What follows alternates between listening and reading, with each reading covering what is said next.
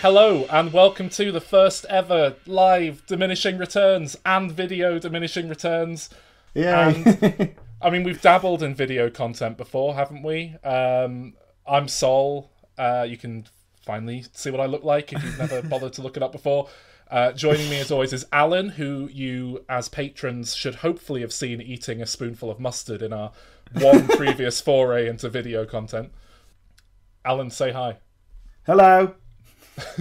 And joining us as sometimes, but quite often, is the one, the only, Mr. Calvin Dyson. Hello. And Emily Slade, friend of the show, good friend of the show at this point, has been kind enough to be a sort of compere for us tonight, I think. So, hi, Emily. Thanks. Hello. You're welcome. So, how's everyone doing with the lockdown? I can't see everybody. I'm doing this on my phone, and as a result, I can't do the grid view, so I can't see everybody. I can't see anybody except who's talking. I love that everyone is experiencing all of the technical sort of... Does anybody know how to do this on a phone? Well, I've got the exact same thing that Alan's dealing with, but it's not a problem for me because I'm not 100 years old. I want to see the people. I want to see everybody. This happens every time we're going to record just like a normal podcast as well, even though it's like the same thing every week. Alan will always have some kind of technical snafu. What are you talking about? I'm fine just seeing one person at a time. It's a shame we can't see everyone watching, but yeah. I can. I don't know why. You're on your desktop, aren't you? Oh yes. Oh sorry. Oh yeah. That's what exactly. Oh. Yeah. Do they look pretty, Calvin? Every single one of them. Yes. Describe them to us. Well, who's the best looking one out of the lot? Well, someone has a Steve McQueen gif as their... I think that's a GIF anyway, or that's an incredible lookalike of Steve McQueen. So you may have noticed that our chat box is open.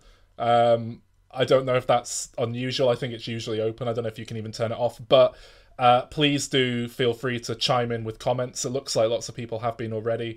We do already. We have The Beauty of Live Broadcasting from Barney M, and Tom Patton has come straight in there with, I agree with Sol, Lord of the Rings does not hold up. Oh, wow. Right down to business from Tom. How you doing, Tom? Nice to join us. Right, so...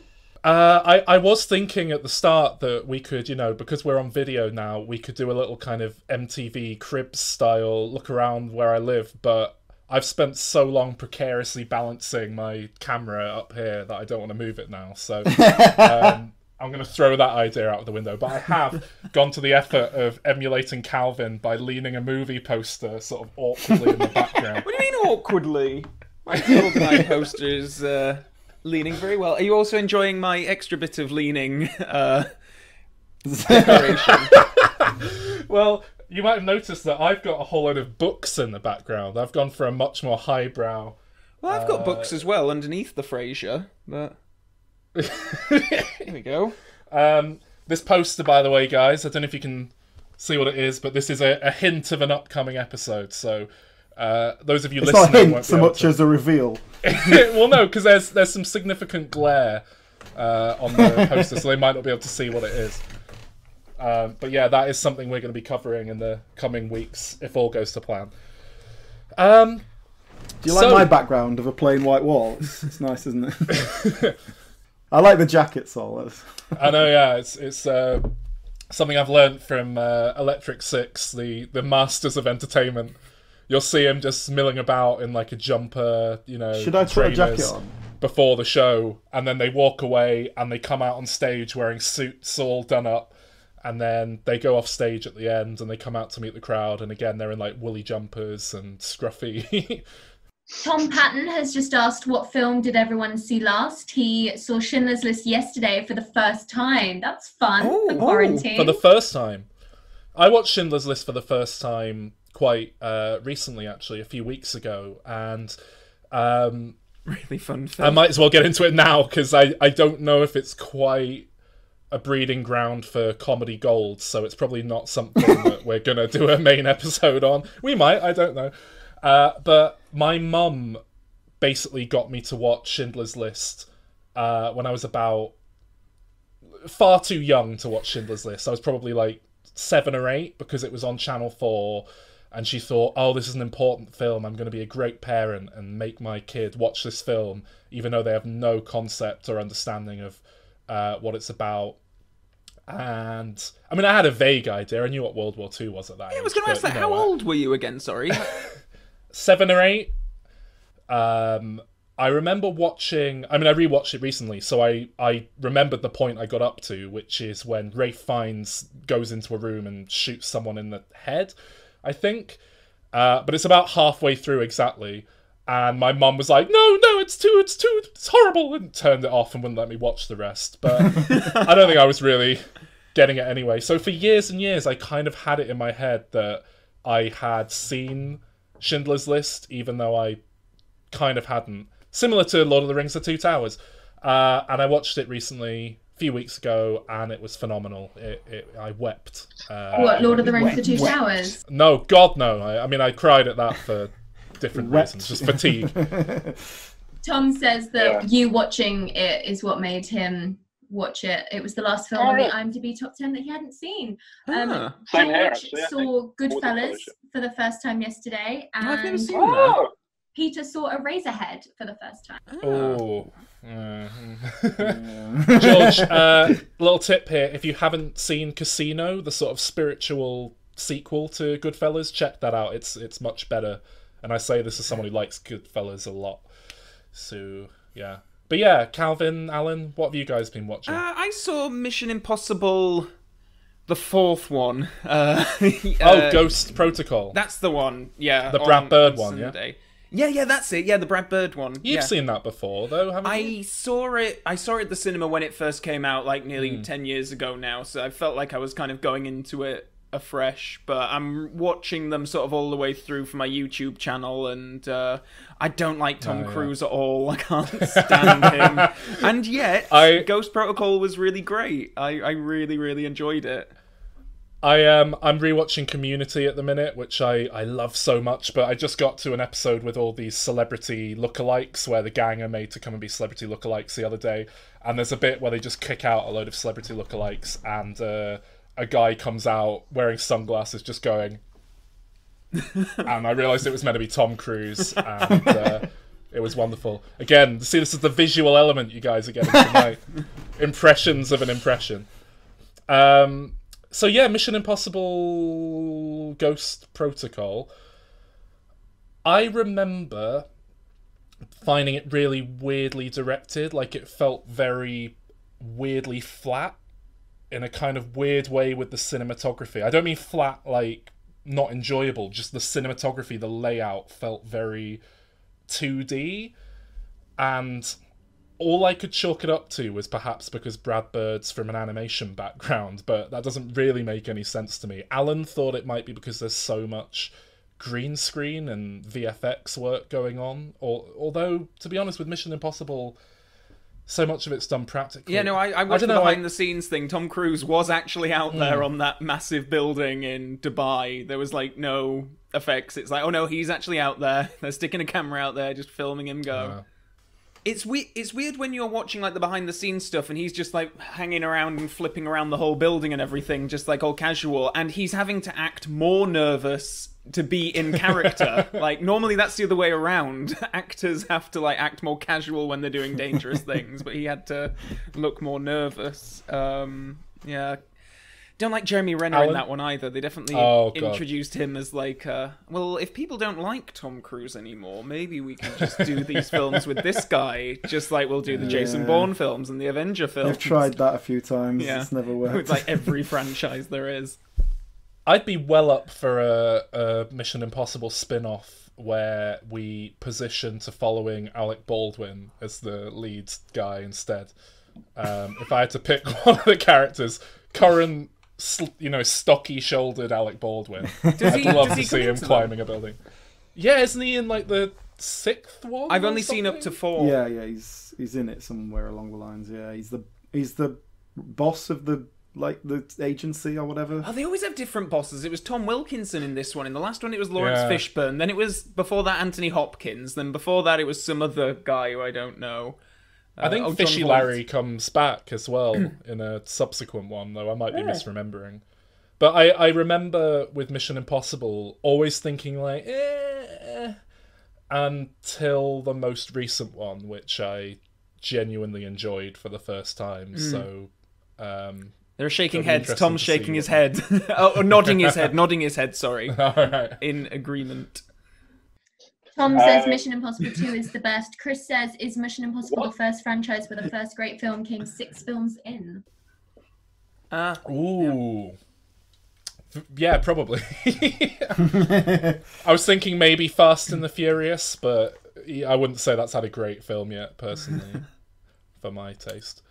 Or The Hobbit, Emily. The Hobbit was the third Hobbit is the 6th Lord of the Rings film, and that is the best one, isn't it?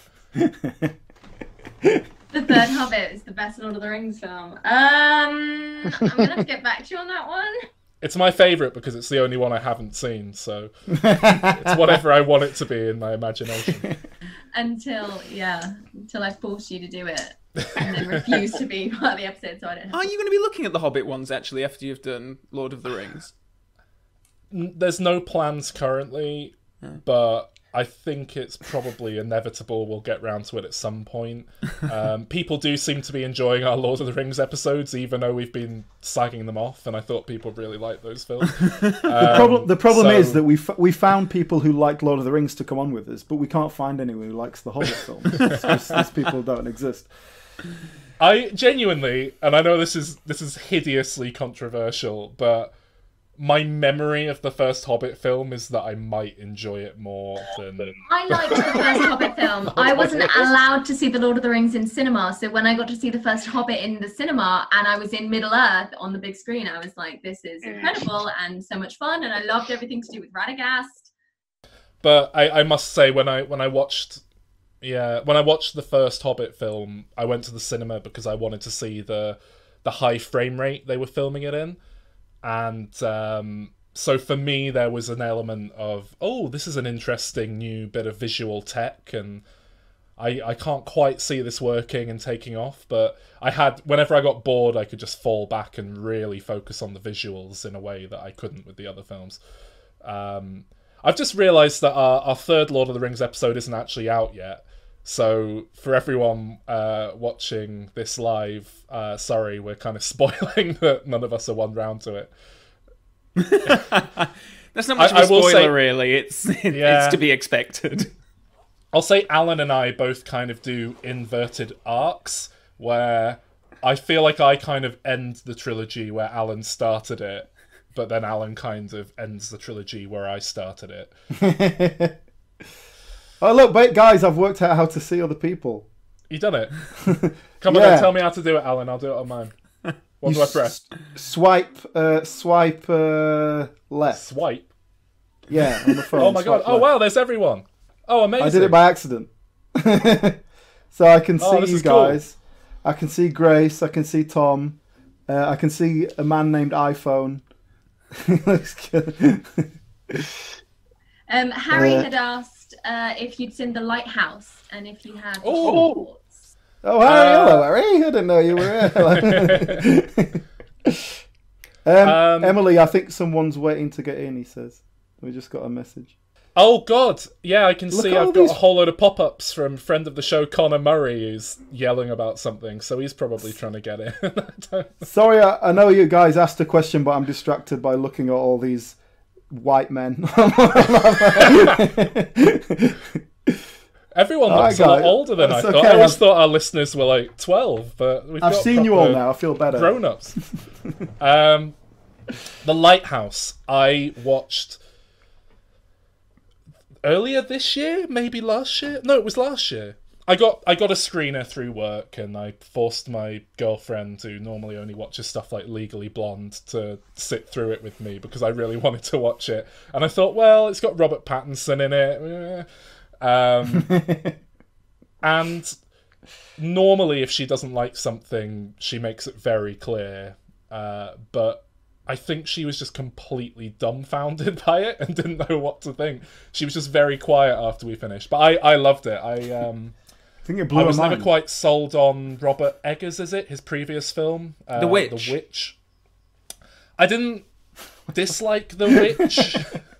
It was just, I loved the tone, and it was so close to like being this perfectly terrifying film. But it was also quite boring. No, I'm totally I don't know, with it you was- on this, because I had that kind of reaction to The Witch. Like, it terrified me beyond, like, it was... Not many films can do that to me these days, but, like, genuinely going to bed when I was living alone at the time, turning off the light, getting into bed, and thinking about horrible images from that film. And yet, it was also a very boring experience to actually watch it. But saying that, I Lighthouse has been on my to-watch list for some time, along with Midsummer as well, I think. Oh, is you like have those, like, to watch elevated Midsommar. horror. Oh, is it really good? I love it. I really love it. But I love that Okay. subgenre of folk horror. Have you seen Hereditary, Calvin? Yes, and I loved it. Okay, yeah, Absolutely yeah. loved it. Definitely Get out of watch here, Midsummer. You don't particularly care for The Wicker Man, do you, Calvin? No. Midsummer it's like The Wicker Man, but done in a way where I think you'll enjoy it. Okay. See, we're going to have to do The Wicker Man on the show because, first of all, obviously, the original one is held up as a classic, and I'm with Calvin. I don't think it's that good. But also, it means we get a chance to talk about the Nicolas Cage remake, which is obviously well worth the price of admission. It is, yeah. But does that mean Yeah. we'll have to talk about those weird, like, sequels that the original Oh, God, director The made? Wicker Did he make Tree, one or two? yeah. I definitely saw one of them. He did one, and then he tried to get another one off the ground in his final years. That was it, and I yeah. think he launched an Indiegogo or a Kickstarter or something to get the final one funded. I think it was called Cowboys for Christ, but that might be a book he wrote that was something It's a marketable not title. connected. Yeah. Yeah, those sequels are a sorry sight. If you thought Christopher Lee's cameos in the Hobbit trilogy were depressing, then you should try watching The Wicker Tree, the sequel to The Wicker Man, where Christopher Lee is obviously being wheeled in front of a green screen and like poked with a stick until he's said enough words they can edit together into a sentence. It is baffling. I quite agree with Barney M in the comments. Yeah. Half of the 73 Wicker Man is just people dancing and listening to folk music. I quite agree. No, I got the... He meant that as a compliment. I got the special edition, like, DVD, whatever it was, when it came out, and it had, like, a CD of the soundtrack, and I was like, I Oh, love that's a me good some soundtrack. movie soundtracks Yeah. and horror. This is going to be great, and putting it in, listening to it, was like, what the hell is this? It's... I love the soundtrack, the crazy Scottish, you know, in the woods there grew a tree and all that. It's brilliant. Peter saw it for the first time the other day, and Judy doesn't really get the hype around the original Wicker Man. I'm taking from that we all understand the hype from the remake with Nicolas Cage because it's Oh God. Well, I mean, haven't you know, watched it in such a long time. Honestly, it would be a good opportunity to watch it again. We should cover that. I think we kind of, it's like every kind of Halloween time we think we should do it, and then we don't. It's one of those. I that think, comes up. yeah, it was on the poll for the most recent Easter episode we did as a kind of vaguely spring religious theme thing, but we did Life of Brian instead. So I think it's inevitable we'll do it because, spoiler alert, it's one of my favourite films, and I haven't watched it probably since university. So I have no idea if it holds up or not. But yeah, it's one of the ones we've still not got round to. Yeah. So I'm because we keep going off down all these different tree branching tangents. I'm still very conscious that we were answering what we've watched most recently. So Calvin, it was Mission Impossible. Yeah. Alan, did you tell us yours? The last thing I watched was High Fidelity. What's that? Oh God, I've been meaning to watch that for ages. I've got that on DVD sat on the shelf, What is that? High waiting Fidelity? to convince my girlfriend to watch that one with me. It's- The John Cusack film, right, about a breakup. Yeah, it's based on a Nick Hornby novel, so it's a British novel. They transposed it to Chicago, I think it is, and but it's not been Americanized too badly. It was 2000, John Cusack the lead. It was kind of Jack Really, that Black. recent? 2000. It's not recent. It's 20 years ago. So- No, I know. I have it in my head as being like an 80s movie from that John But yeah, and Cusack it was heyday. it was sort of Jack Black's kind of making of him. because he's just playing himself, like, or at least that kind of Jack Black persona that he does. It is a good film, actually. I rewatched it because I recently saw the musical version of it on stage. So it was kind of to watch it again, and it's better than the musical, put it that way. I'm sorry, I'm very carefully pouring a beer out into this huge tankard. Is that what you call this? I forgot what these... Stein. This huge stein that I'm drinking from. And I didn't want to make too much of a mess. I'm trying to think what I watched most recently. I'm curious though. Tom asked Sol, what's more overrated, Lord of the Rings or Star Wars? And I'm quite interested to hear your response to that, actually. Because I don't think I know. God. Without a shadow of a doubt, Lord of the Rings. Is the more overrated? Yeah, Star Wars is okay. When it's firing on all cylinders, I enjoy Star Wars. It's overrated, but like I think Lord of the Rings is actually like actively bad. Oh, so wow. Although I don't know, because Star Wars is more popular, isn't it? So. Well, yeah, that's why I thought you would have picked that. Yeah.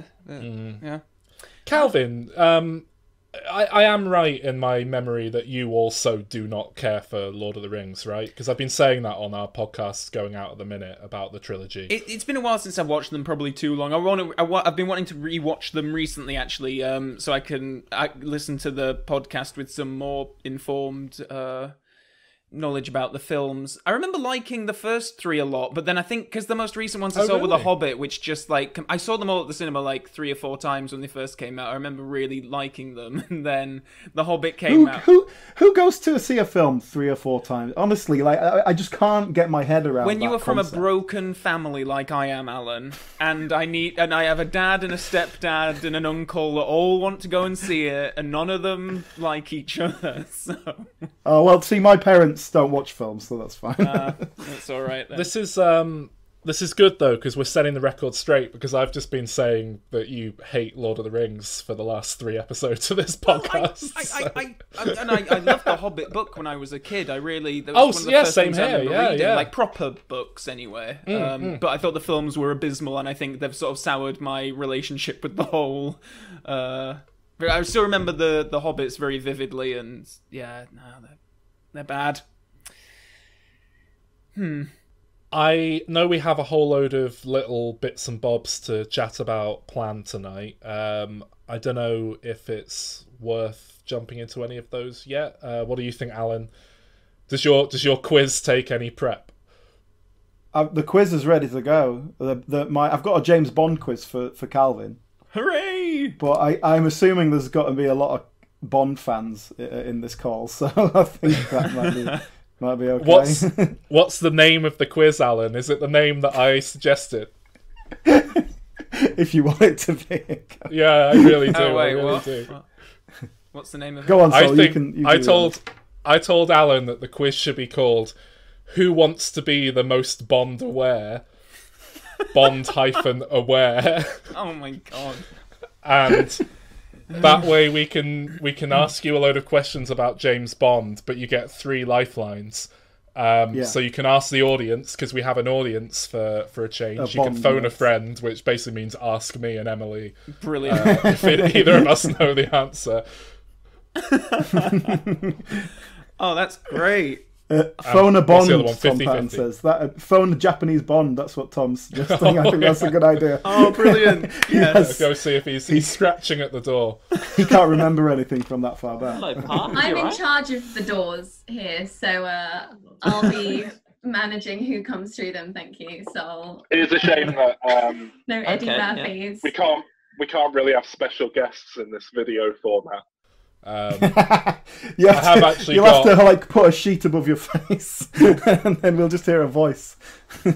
We could actually have movie recap Ricky Gervais turn up if that's something people want, but no, probably best left. That's the one that I can do visually. There's a grey suit just hanging up over there, so it's also a character that needs to be heavily edited. I do like this from Ramble. Peter in the chat. I'm interested to see if Saul's manner completely changes when he's doing impressions. I'd quite like to see that myself, actually. Yeah, I guess I haven't really seen him do these things visually, I suppose. Neither have I. I've seen I've seen the David Brent one because that's 90% visual because you got kind of. I mean, that wasn't it there, but let's. Yeah. Afterlife season 2. Yeah. It's because you got to kind of do all that. Everyone's raving about season 2 of Afterlife, by the way, and I'm 2 episodes in so far, and it is. I think it's bad. I haven't watched it yet. We did a Diminisode on it, didn't we, Saul? Yeah. I think we'll have to do another. I catch up. I totally had enough from series 1. I felt like I'd seen everything I wanted to see there, but I might watch it just to see what it is. I'm hoping it'll pull it together, but it seems like the classic thing of, he's had a bit of success doing this saccharine maudlin, indulging his worst habits, and so now he's just leaning into it full on. Although it is interesting, as someone who's, followed his career for a long, long time, going back to the old radio show and everything, it's fun to see all the little bits and pieces. In episode 2, Alan, he tells the story, or rather, Barbara Wilton, is it? What's her name? Barbara, Shaun of the Dead woman. Barbara Windsor. No. Barbara Windsor. What's her name? Penelope Wilton. Penelope Wilton. She played Barbara in Shaun of the Dead. Penelope Wilton tells the fable about a scorpion riding on the back of a frog, Alan, and it's just it's like word for word. Ricky Gervais has written this out from memory. All right. I don't know if you've seen it, Sol, but it popped up on my YouTube, in the recommended things. It was Ricky Gervais. It seems in isolation he's just putting a camera on and talking. He's always done that, hasn't he? I don't know. It's only just popped up in my recommends thing, and I watched it, and it was a recent one. But I've seen a lot of clips of him going live before his stand-up shows, where he's just bullying his support act, that Brian Gittins guy. This is just him sat in a room recording himself, and it's awful. Like, it's just him talking, and he has nothing to say. He has no one to bounce off of. So it's just like pure Ricky Gervais kind of arrogant wanker. Yeah. And just like, there's no right to be not offended. Yeah, it's like, don't listen, and like, there isn't a God, so why is that on me? Yeah. Come. That's David Brent, though. Ricky Gervais. It's the same person. Like, they're all the same. Steve Coogan is Alan Partridge, and when I went to see Matthew Holness of Garth Marenghi's Dark Place doing a director's Q&A for his recent film Possum, he is Garth Marenghi. It never struck me until then, but 100% he is Garth Marenghi. It was like watching a comedy bit without Richard Ayoade there to direct and edit it down into something funny. So, yeah. We have a quiz. Should we jump into that? Or there's lots of comments popping up. Emily, is there anything? Yeah, Tom's had some questions as to whether you would ever cover certain movies. These include Groundhog Day or Big Mama's House. Okay, tell you what, shall we do we were going to do a Q&A section, but I spoke to Alan about spreading it out a bit. Should we do a few Q&A questions now and then the quiz? And then I'm gonna just go and close my curtains because it's getting dark. Hang on a second. All right, so an edit point. A rare live episode edit point. I've just realised I've got all these books on display, but this is my to-read pile, and I'm worried there's something embarrassing or incriminating on there that I think I'm just checking. What are those Tetris blocks? They're lights, but they're not turned on at the minute. No, this is quite a respectable bookshelf, actually. Like, the Bible's on there and the Quran, but I mean, the fact that they're both there, I think, cancels each other out. Yeah. While you've got the time. So what was Tom's question before? Can you remind me? First of all, he's interested in appearing as a guest. He would love to talk about Das Boot, and he unmute him now. Unmute him now. He can ask the question himself. This is a moment. Okay. Can you hear me? Oh, hello. Oh, yes. Hello. That was very easy. I have no power. No, I didn't do it. Hope it's all set up. Anyway, I was going to ask Saul what he thought on those Indians movies he watched like last 3 days. Oh yeah. You just started watching loads of Indian films for some reason. Well, we're on lockdown now, so well, in that case then. so Are I they thought, shite or are they good? Because I've not bothered watching them on purpose. they're basically the same film over and over and over again. Like tonally, they're not exactly the same film. Obviously, there's different plots, but they're tonally identical. They all have the exact same protagonist, lead character in every film. They're usually played by Amir Khan, who is the big Bollywood. Why are they all superstar, 3 apparently. hours long? I have no idea. They're all 3 hours long for no reason, and they all have. You want to get your money's worth. Yeah, although there's no.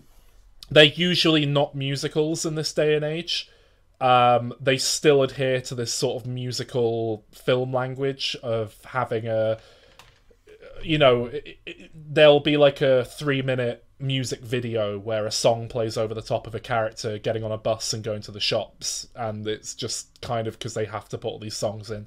It's all very odd, and they're all incredibly cheesy, feel-good kind of films. But it's because we're on lockdown. I thought there's no new stuff coming out.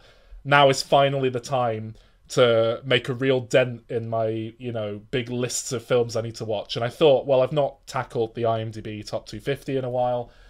And I realised that there's 100 million Bollywood Indian movies on there that are now on Netflix. So I've been watching all of those the last week. And it's been culturally interesting. Yeah, I'm on Seven Samurai at the moment. Oh god, yeah. That's Seven Samurai I also watched very recently as part of the lockdown thing, and yeah, it was. I loved the first hour, and then it kind of started to take too long, and I did like it a lot. I thought it was very good, but I got a bit bored. Is anyone else asking questions, Emily? Thanks, by the way, Tom. Yeah, you can mute me again if you want. I'm going to. Just to follow up on what you were saying, Neil says that there's a great one about a bloke reincarnated as a fly who drives the man who killed him to insanity. I've had that on my watch list ever since I read the plot. I saw this plot synopsis and thought that sounds incredible, and I've been meaning to watch it for however many years since it came out. It's quite recent, I think, that film. Yeah. Oh, I think Harry's got a question. Hello, Harry. Hi everyone. I was just saying, me and Alan a few years back, we actually appeared in Legally Blonde the musical together. Who did you play? I was an ensemble. I was sort of a myriad of different characters. I was the guy who lets her into Harvard, one of the admissions guys, and then for reasons of multiculturalism, is that correct? That guy? Yeah, it was. I mean, doing these musicals, I did West Side Story, and I actually had to fake tan and dye my hair black. We had to do that too. It was so awful. See, this is in Brighton. There's no ethnic minorities in Brighton at all. Everyone's white. So doing West Side Story is a mistake. As was doing Hairspray. Were you Callahan? No. What's your second guess? Oh, were you the shit boyfriend? No, I was Kyle. Jennifer I was Coolidge. the UPS guy. You were Kyle.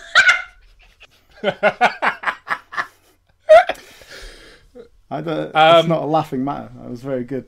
That actor in the film, the person who plays the UPS guy in the film, is also the person who plays the Ash stand-in in Army of Darkness, who shatters off into hundreds of little ashes when he looks in the mirror, and then it shatters. Bit of film trivia for you. Harry, I have a question for you. Yeah. What have you done to your hair? What's going on? I shaved my head. Is this lockdown hair? Yeah, it was getting long. My mum was giving me some subpar haircut. Look at this. My hair's so long now. I need it cut. How long is it? Open the hairdressers up. I've got a kind of Jack Nicholson in The Shining thing going on with the way my hair's No, it's falling today. Keanu Reeves in Bill and Ted. Oh, yeah. I'll take that, yeah. I'm really annoyed that he's shaved for Bill and Ted 3.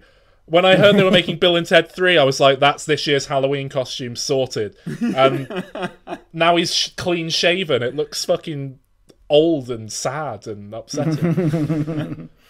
I think, Harry, were you going to ask if they were going to cover Legally Blonde? Yes, I was going to ask that, because I understand there are leading to as well. So, I mean, would it be one on the list?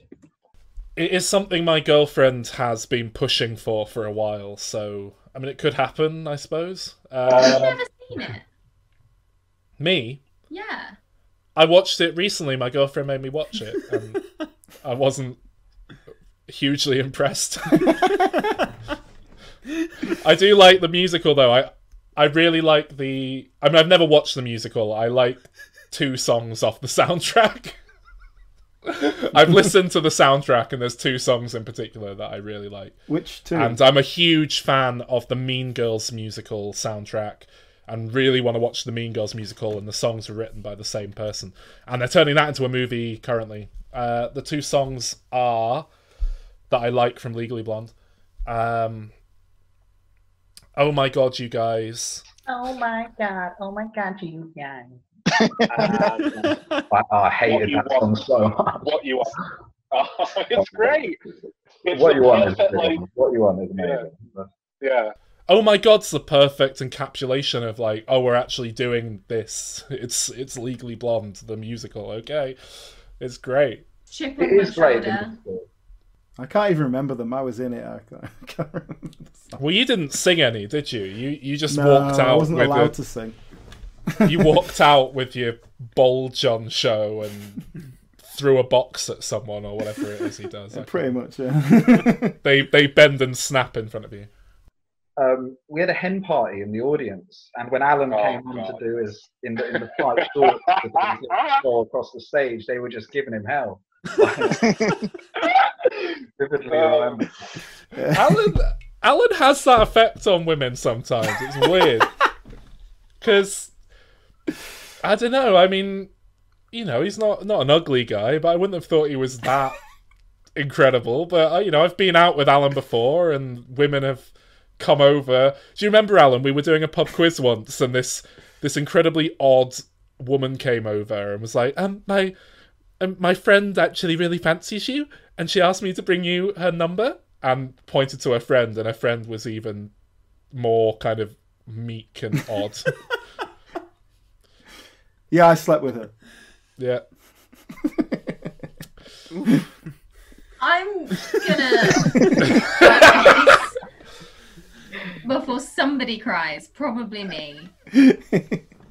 I don't know why it's so surprising. All right, I've got a certain swagger. Okay, just deal with it. You do have a swagger. That is how I describe it. Yeah. Was that up in Alan? Leeds, or now was that that in- now when that you were- people Was that up in Leeds? No, or was... in Leeds. Only yeah. in Leeds. I was a young man. Oh, okay. I was a very young man at the time.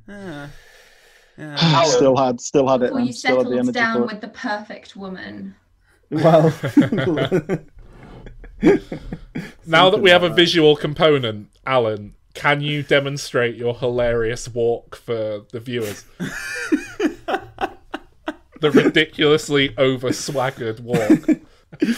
All right, stop talking Okay. about me. All right. Is that shall we? Thanks for your question, Harry. Thank you, No Harry. worries. Thanks for Nice to see having you, me. mate. Shall we move on to this quiz? Well, we don't. I've got 10 questions. We don't have to do it all in one go if we want to break it around a bit. Oh, okay. Okay. Okay, So so it's 10. It's a line All right. of 10 that you have to get to the end of. Is that? well, basically, you know, you came up with the title "Who Wants to Be the Most Bond Aware." So I thought, well, okay, I'll do a quiz based on Who Wants to Be a Millionaire. Yeah. But then I realised just how fucking tedious that show was. So Yeah, of course. I only did 10 I did questions. try. Well, you said it should be exactly the same, and I was trying to talk know. you down. Like, no, let's get a gag out of the title, and then ask him like 3 questions.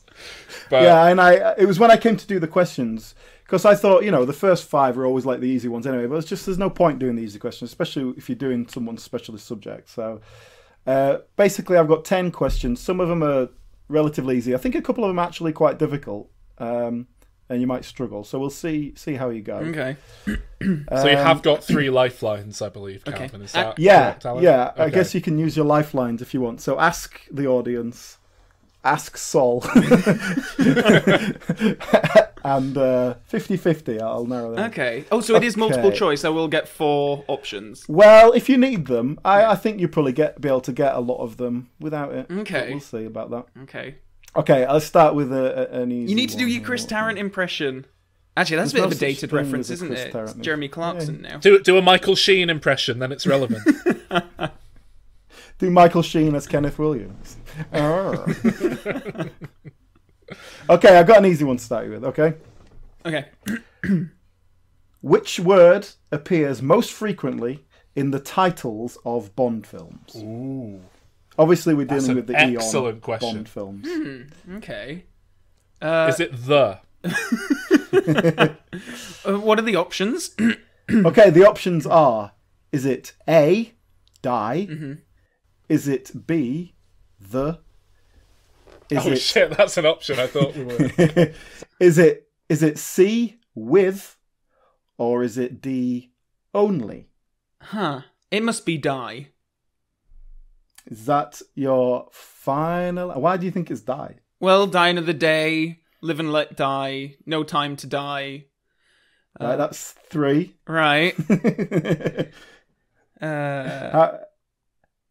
What are the other options? The, with... and only. Only. You only live twice, for your eyes only. No, yeah, I'm going to go with die. Are you absolutely sure on that one? No, it's probably the, isn't it? Fun fact: die means the in German. Wow, good point. Okay. That throws this question into doubt. Yeah. Right. Sorry. One sec. No time to die. Talk amongst yourselves while I'm figuring this out. It's fine. This is just like Who Wants to Be a Millionaire, because it's taking far too long to get through. A question that should have taken 10 seconds is now right. So there's 15 minutes of TV content. There's 3 with die. The world is not enough. The living daylights. View to a kill. It's the. How many the's are there? Right, okay, there's The Man with the Golden Gun, The Spy Who Loved Me, The Living Daylights, The World Is Not Enough. I think that's it. It is. It's the. You're correct. Hooray. There are 5 the's in titles of Bond What's films. the other one? That's it, 5. The Man with the Golden Gun. Oh, right, yeah, shit. All right, well, I thought that was an easy one, but obviously... Okay. All right, what about this one? This one, I think, is easier. Okay, apart from James Bond, obviously, which character appears in the most Bond films? And that is character of the same name, regardless of if they're played by a different actor and if they're obviously a different character. That'll be M. Bond code name rules do not apply. So the options are Q, M, Moneypenny, or Sheriff J.W. Pepper. As much as I wish it was that. Yeah, it's M. And how many films has M been in? All of them. This isn't how Who Wants to Be a Millionaire works, Alan. There was never like a bonus add-on. It hasn't been. Oh, is this question 3? Sorry, I saw Peter shaking his head at one point. I was like, no shit, it's For Your Eyes Only. That's cheap. That's... that is correct, Calvin. M does not appear in For Your Eyes Only. Great. What about Moneypenny? How many has she been in? Oof. Is this question 5? This is ancillary question 2, sub question 3. Moneypenny has been in all of them apart from 2, so 23 or 22, depending on if you're counting No Time to Die in this. Yes, she's been in 22. Right. I'm not including No Time to Die. All right. Do you know which ones she's not in? Casino Royale and Quantum of Solace. See, I'm giving an opportunity for Calvin. Calvin, just as a sidebar, Yep. I might have asked this before. How likely do you think it is that at some point we will get a gritty rebooted J.W. Pepper, probably played by Danny McBride, but could be anyone. I'm sure whenever they sell the franchise to some, Apple or Amazon or something, there will be so many spin-offs coming our way, and that may well be one of them. There's got to be a point where everyone gets sick of the gritty post 9/11 reboot and wants things to start getting a bit silly and campy again, surely, and it'll all... Okay, I have another question for you then. Right. Is this question 3? Yeah. Okay. Why are you so intent on keeping count?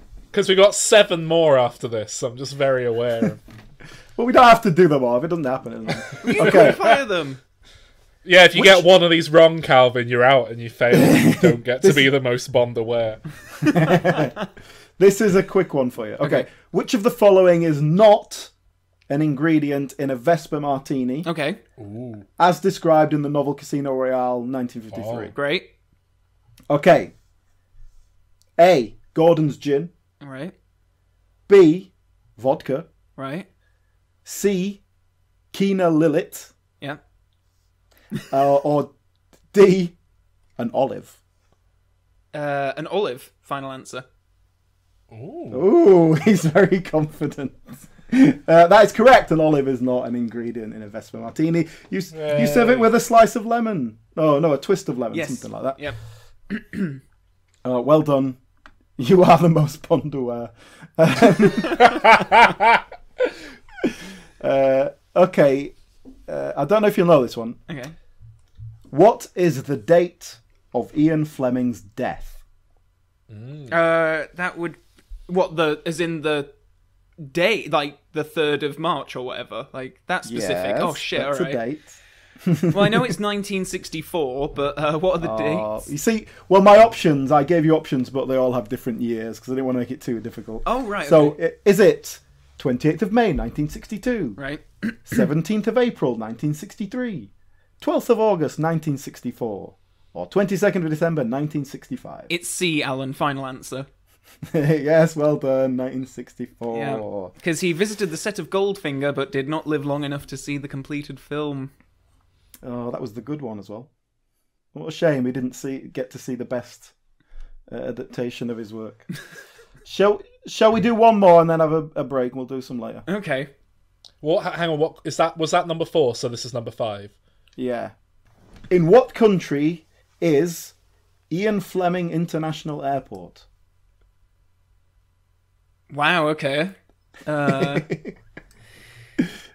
Could I have the options, please, Alan? If you hear the options, I think it might make it slightly easier. Oh wait, yeah, Okay. I know what it's going to be. Yeah. Do you? Yeah. Go on then. He's looking at the comments. I can see his eyes. He's All trying right. to get a cheeky ass the audience. I'll look away. I'll look away. What do you think it's going to be, Calvin, before you get the options? I would assume perhaps Jamaica. Oh, okay. Okay, the options are: is it A, Scotland? Right. Is it B, the Japan. Republic of Isthmus? Right. Is it C, San Monique? Or is it D, Jamaica?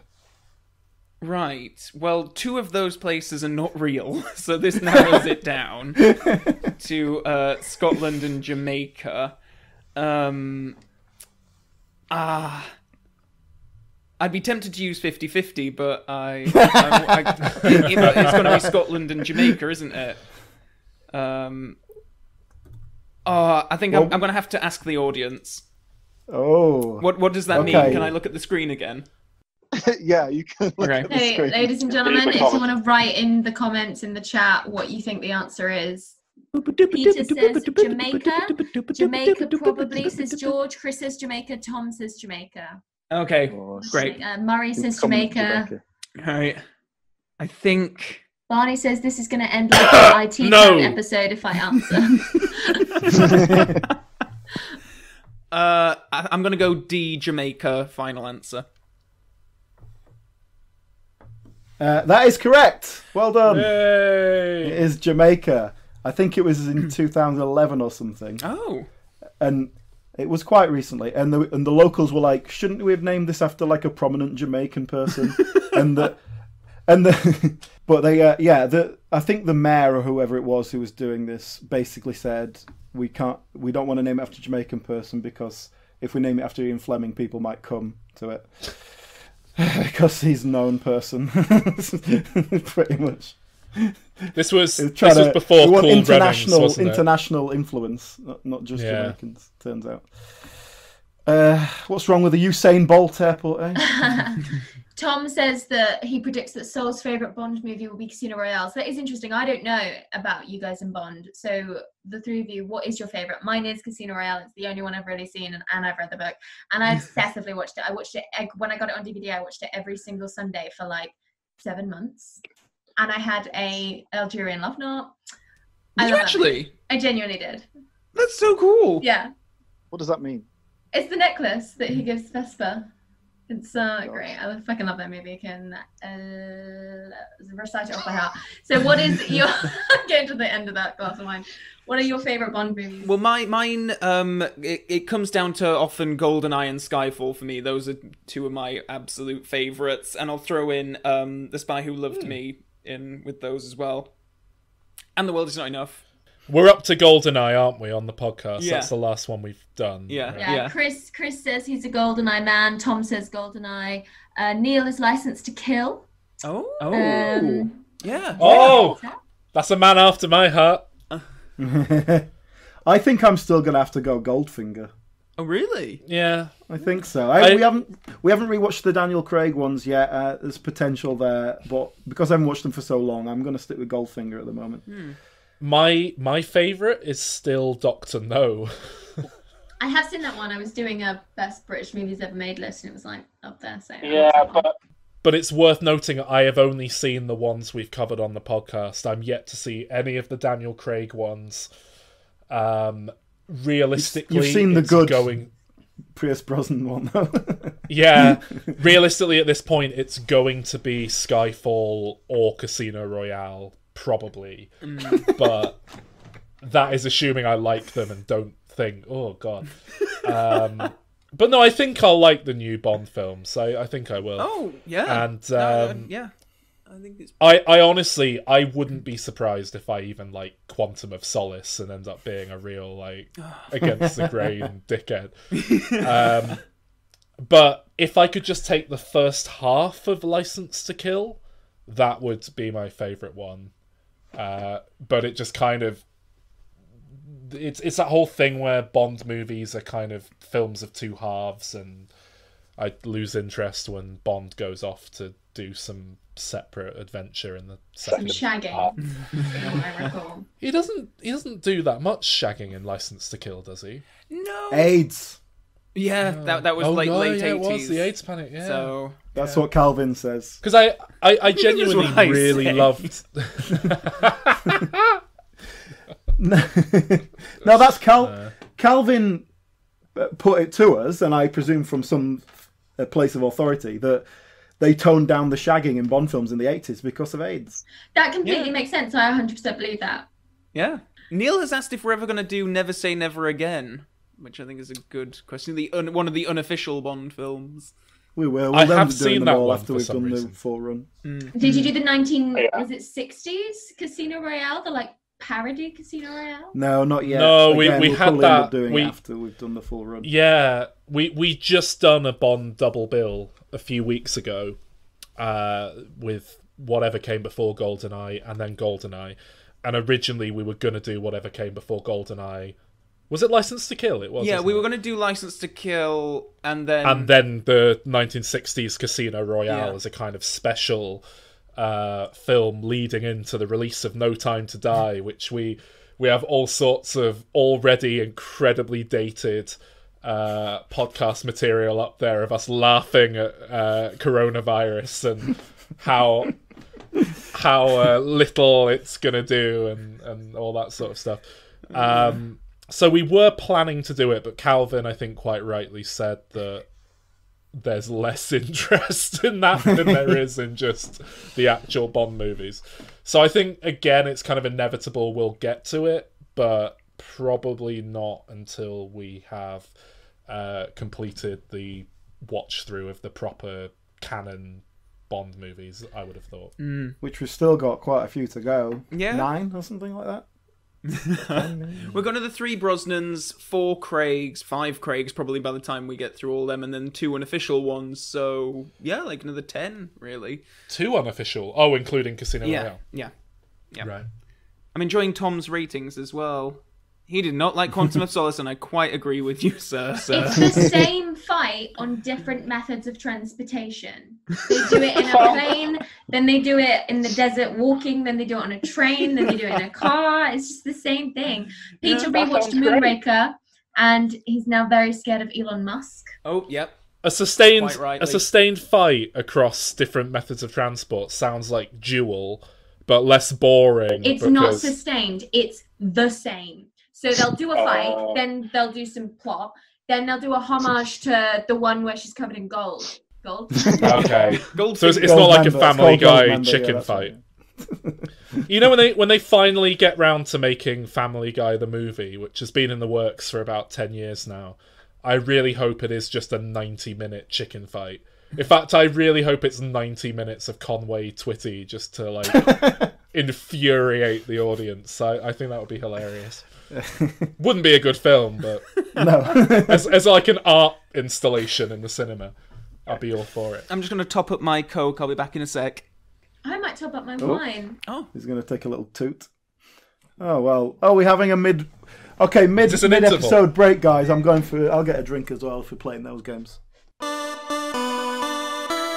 did I miss? I've been doing a little sort of interval banter.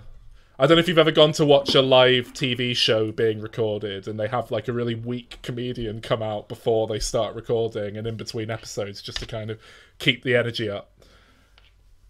I used to work on a number of BBC productions and they would use a guy who was the brother of Mr. Tumble, the CBBC guy.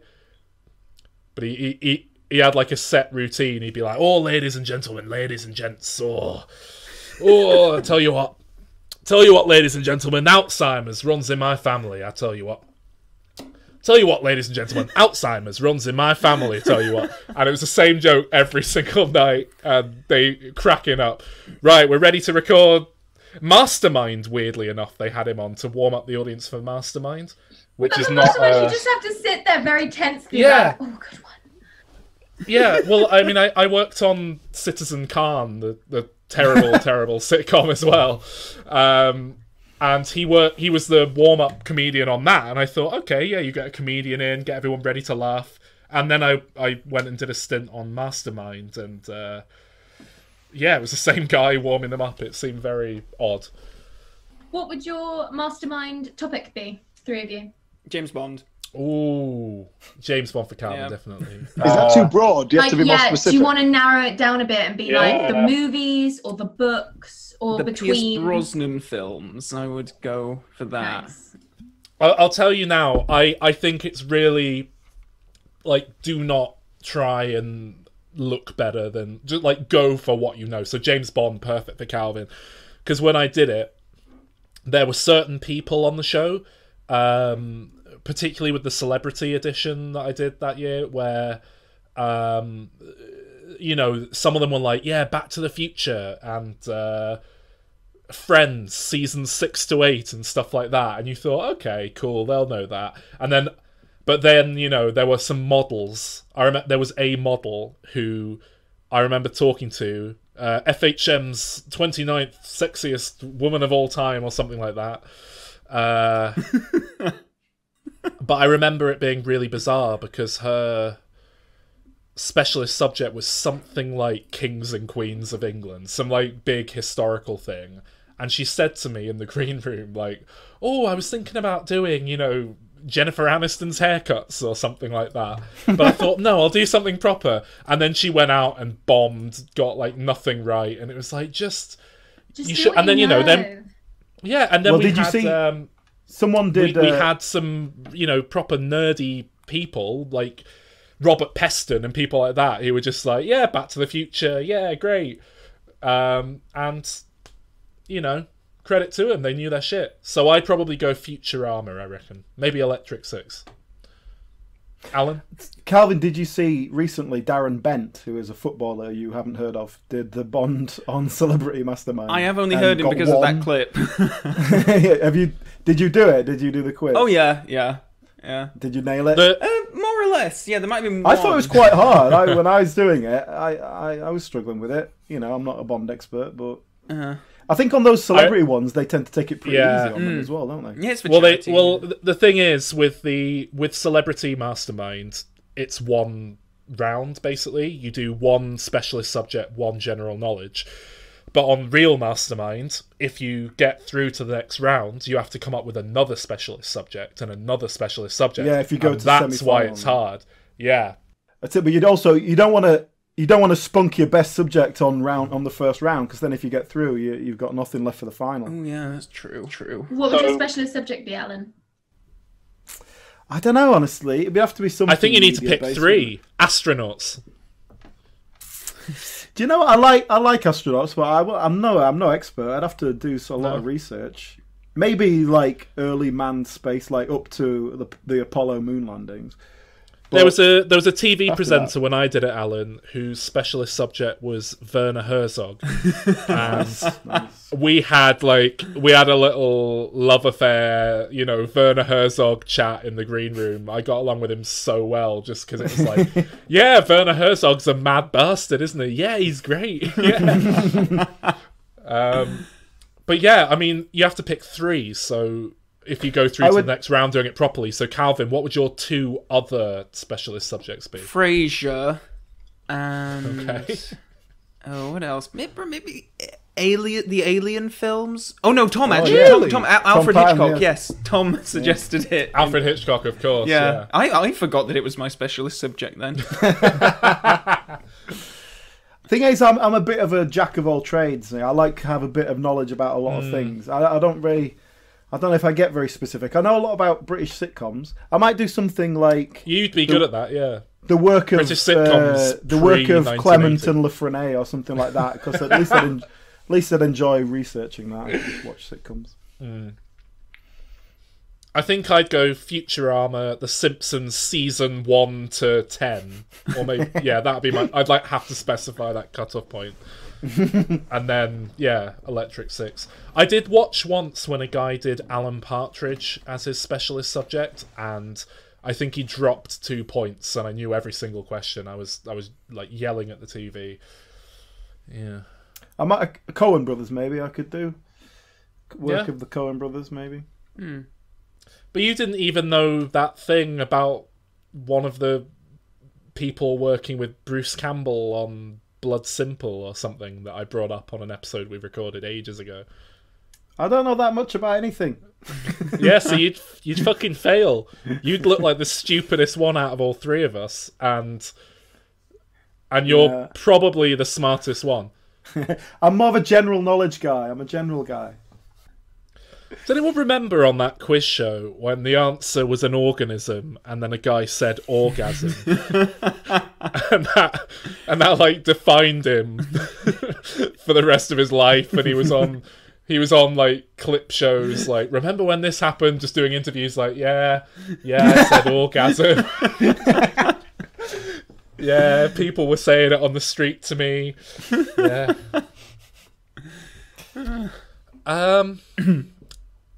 Right, so, I've got a special thing I've prepared here. Oh. It's not very exciting, but it seems like we might as well move on. So currently, our Diminishing Returns top 10 films of all time is joint 10th place, American Beauty and Ed Wood. Joint 7th place, Inglourious Bastards, the 2009 Quentin Tarantino version. The Lion King, the 1994 version. The Nightmare Before Christmas. Joint 5th, Fight Club and Jurassic Park. Number 4, Little Shop of Horrors from 1986. Classic. Number 3, Alien. And now joint first place is currently Shaun of the Dead and This Is England. Yeah. And so what I thought we would do here is, because those two at the top were just myself and Alan voting, we both gave 10 out of 10 scores. I wanted to shake up our top 10 a bit while we've got Calvin here. So Calvin, this is your time to mix up the Diminishing Returns top 10. I'm so happy. So let's start at the bottom, so to speak. We've got American Beauty is currently at 90%. Right. We had Judy on. You've seen that film, right? Oh yeah. Yeah. Any quick thoughts and then a rating for that? We'll see if it shifts it up or down. It's been a long time since I've seen it. I remember really liking it. We definitely watched it in film school quite a bit. I seem to remember it getting a lot of play there. Yeah, our writing tutor loved it and used to go on and on about how Kevin Spacey had come out as a gay man and it was very important. And then, obviously, like, last year or the year before, he came out as a gay man to try and get away with sexual assault. So, I don't know quite where she was getting her information from, but... Yeah. But I remember really liking that. Sam Mendes, isn't it? Yeah, it's like his first... It is Sam Mendes, yeah. Which I always forget. He was a theatre director beforehand, wasn't he? And then he... Yeah.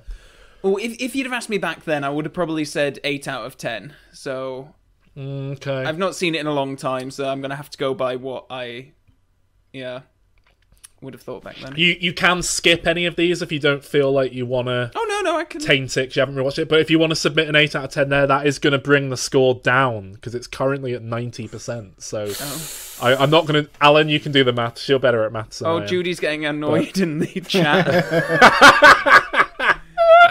Is that 90% rounded up or anything, or is that that's 90% exactly, because Judy gave it 10, I gave it 9, and you gave it an 8, Alan. So another 8 will bring that down. That'll bring it down slightly. to an 8.75 then. Okay, so 88% on our site, yeah. In fact, no, 87% because of the weird weighted thing where 2 8s will... Because you always round down. Because you're No, I don't. I always round up. But remember, there's a weird special algorithm on the top 100 that shifts things like one way, like the IMDb top. I don't try and get involved in your algorithms, so I'll just leave you. Yeah. All right. So I mean, that's going to shift that down. That means Ed Wood is now 9th place, and joint 10th is The Dark Knight, Hot Fuzz, It's a Wonderful Life, The Thing, and American Beauty. This is a fucking nightmare. All right, just moving made a good on. Point. Will I now have to rate the films that will get pushed into the top 10? Maybe. Okay. Here we go then. See what we feel like doing. So you were involved in all these ratings up until Fight Club, right? Which is number joint 5th, 93%. Right. You've seen Fight Club, haven't you? Yes. Would you care to rate that one or skip? 8 out of 10. Okay. Again, that's going to bring it down, but probably still somewhere in the top 10. These are films that I really liked. Yeah. But... So Fight Club's down to joint 8th with Ed Wood now. Okay, cool. This is good. We're shaking things up. It's getting a bit less all over the place. Calvin, have you seen Little Shop of Horrors from 1986? Yes. I would have given that a 7, but come on. Is that good or bad? Are you agreeing with me, Alan, or not? No, it's obviously an amazing film. Oh. But I was amazed it got as high as it did, and it sat there for this long. So I mean, if you give it a 7, that'll bring it down a bit. I haven't seen the director's version though. That is the better version. Yeah, where the plants take over the planet or something. To be honest, the ending of the theatrical cut would probably be only like a 7 out of 10 for me. It's the director's cut ending that really wraps it up and brings it together for me. But I will take that 7 there. And Alan, I can't be bothered working out what that puts that down to. What are the other scores? The other scores are, so from me it was a 10. From Darren it was a 10. And from yourself, it was an 8, Alan. So that would be 8.75. All right, 88%. That's still very good, very respectable. Happy with that. Okay. Shaun of the Dead, Calvin. Alan and I gave it a perfect tens. How much are you going to tank this one? Bearing in mind that you came on to talk about Hot Fuzz, and when you did, you gave Hot Fuzz a 9 out of 10, I believe. Yes. I probably prefer that one to Shaun of the Dead, but I still really like Shaun of the Dead. So it would be an 8. Okay. I think I've successfully really like peer pressured you into going a point up, because I think you said 7 on an episode of the podcast in the past. I'll take an 8. I think that's fair. All right. Last of all, now this is going to be the most of an upset. I think This Is England. We just had the Thomas Turgoose and Andy Ellis on the show. It didn't cloud. I didn't mean that in like a way. Calvin, Thomas Turgoose, star of Kingsman 2. Is he in that? Yeah. I haven't seen it, but he's in it, definitely. Anyway, Alan and I love This Is England. We gave it perfect tens. Yeah. Come on then, That Calvin. was before we interviewed the people who were in it. Who else was on that? Was it just the two of you? Well, and them. Yeah, it was just the but two they of can't us, rate yeah. their own film. Yeah, we didn't let them. All right. Because I didn't like your leg is showing, Saul. We can see that you're not wearing. I know. Oh, you know. Oh, all right. Okay. You missed the hilarious visual gag earlier where I stood up and I wasn't wearing trousers. All right. Okay. It's the You've first gone I've to the seen of toilet. it, so it was. Yeah. It's very hot in here. Oh god! Again, it's been a long time since I've seen This Is England, but I generally don't come up well against those sort of very kitchen sinky sort of things. So I just find them more depressing than anything else. And for some reason, What other ones have you seen? Have you seen any of the old like? I mean, Kes. you'd hate Kes. You'd hate Kes. wouldn't I've you? not seen Kes. I've seen Calvin's like the anti-Kes. What's that one where what's the one where they put that guy in a suitcase? I think is it called Dead Men's Shoes? Dead Man's Shoes. Oh god, do they put someone in a suitcase in Dead Man's Shoes? It's the only thing that I remember about it, because a friend of mine Shane when Meadows, we were in high yeah. school was like, "Oh, we got to watch this film." My dad says it's really funny. They put a guy in a suitcase, and so we sat down to watch it. And then it's not a funny film at all. But I think it's Shane it's Meadows again. That's Shane Meadows, yeah. Yeah, it was kind of his early film that got him the money to do This Is England, wasn't it? I like Dead Man's Shoes, from what I remember. All I really remember from it Really good. is Paddy Paddy Considine. Considine getting annoyed, someone going like, "What are you looking at?" and him going, "You cunt!" and like flying off the handle like 1 to 10 at them. I'm thinking like, yeah, he's a good actor. He gets angry, really angry. He's good. I really like Paddy Considine. I feel like he's not I have to Google him. capitalised on. He peaked for me with Hot Fuzz, and I've not seen anything with him since that's like made me think, yeah, I love this guy, but I really like him, and I kind of wish he was in. But then I didn't like Tyrannosaur. We saw him in Leeds. But then once, you know, do you Olivia remember? Colman's. Yes. Outside the McDonald's. Yeah. You and I were doing. We both went to McDonald's to get a McFlurry, a cream egg McFlurry for the Monopoly Easter thing, and then we both saw through the big glass doors. Like, is that guy? Yeah, because we both independently had the "is that Paddy Considine" thought. Yeah. And then we kind of thought like, yeah, you know, it probably is. We're in Leeds. That's like his home turf. Yeah. Because every time I do this, I always see a famous person out and about and just think, no, it must be somebody who looks like him. And then it's always someone else who kind of... I had that recently with... I was in a bar and Dara O'Brien was there. And I'll always, when I'm out on a night out with a friend, be like, Marlon Brando over there with an afro, or, you know...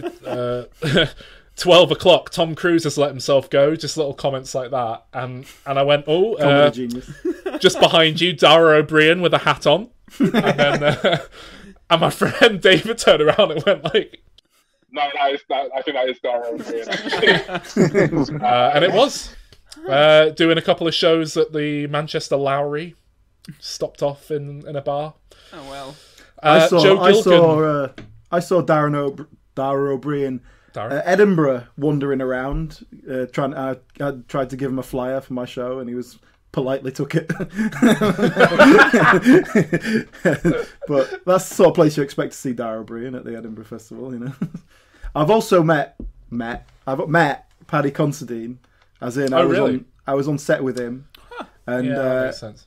And he was a bit weird. Like, he was quite Brent-esque. He was quite David Brent-esque. Like, as in he was just a bit odd. He kept calling everyone love in this kind of affected lovishness, but like to camera, but like and to like was he in character? The proper like masculine camera crew guys who were just like weren't playing that game at all, you know. And then he would like he was coming over to this. Apparently, he does stay in character a lot. I don't know because I saw some footage from behind the scenes on Hot Fuzz recently, where he was in character all the time, apparently, as one of the Andys.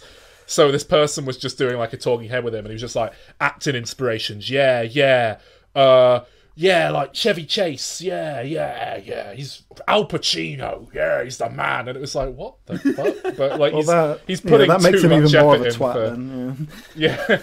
But I wonder if you were on some weird little comedy, maybe. Well, no, because him. I did see him doing a bit of his scene, and it wasn't the same as what he was doing. He just seemed really awkward, like he wasn't comfortable with himself, and so he was just trying to make idle chit-chat with people. But Actors in a way that he didn't, though, eh? like, he wasn't, like, he had no idea what to say, and so he was looking at this camera. It was like a 1970s style camera, so he's like, oh, 70s Do you remember, camera Alan, there, eh? Oh, where'd you get that, love? Do you remember that film you like and I were both in?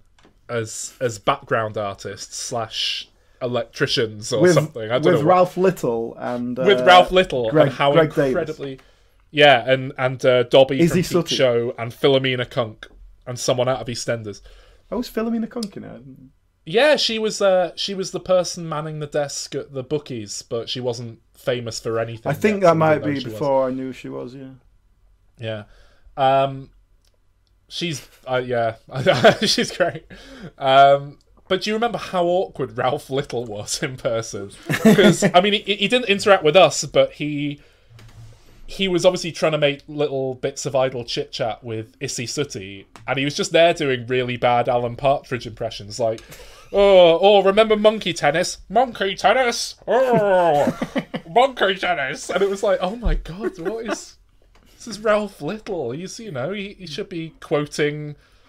Well, I guess he's not going to quote 2 pints of lager in a packet of crisps. He should be quoting the royal family at people, not Alan Partridge. Do you quote your own stuff? Is that a cool thing to do? I don't know, but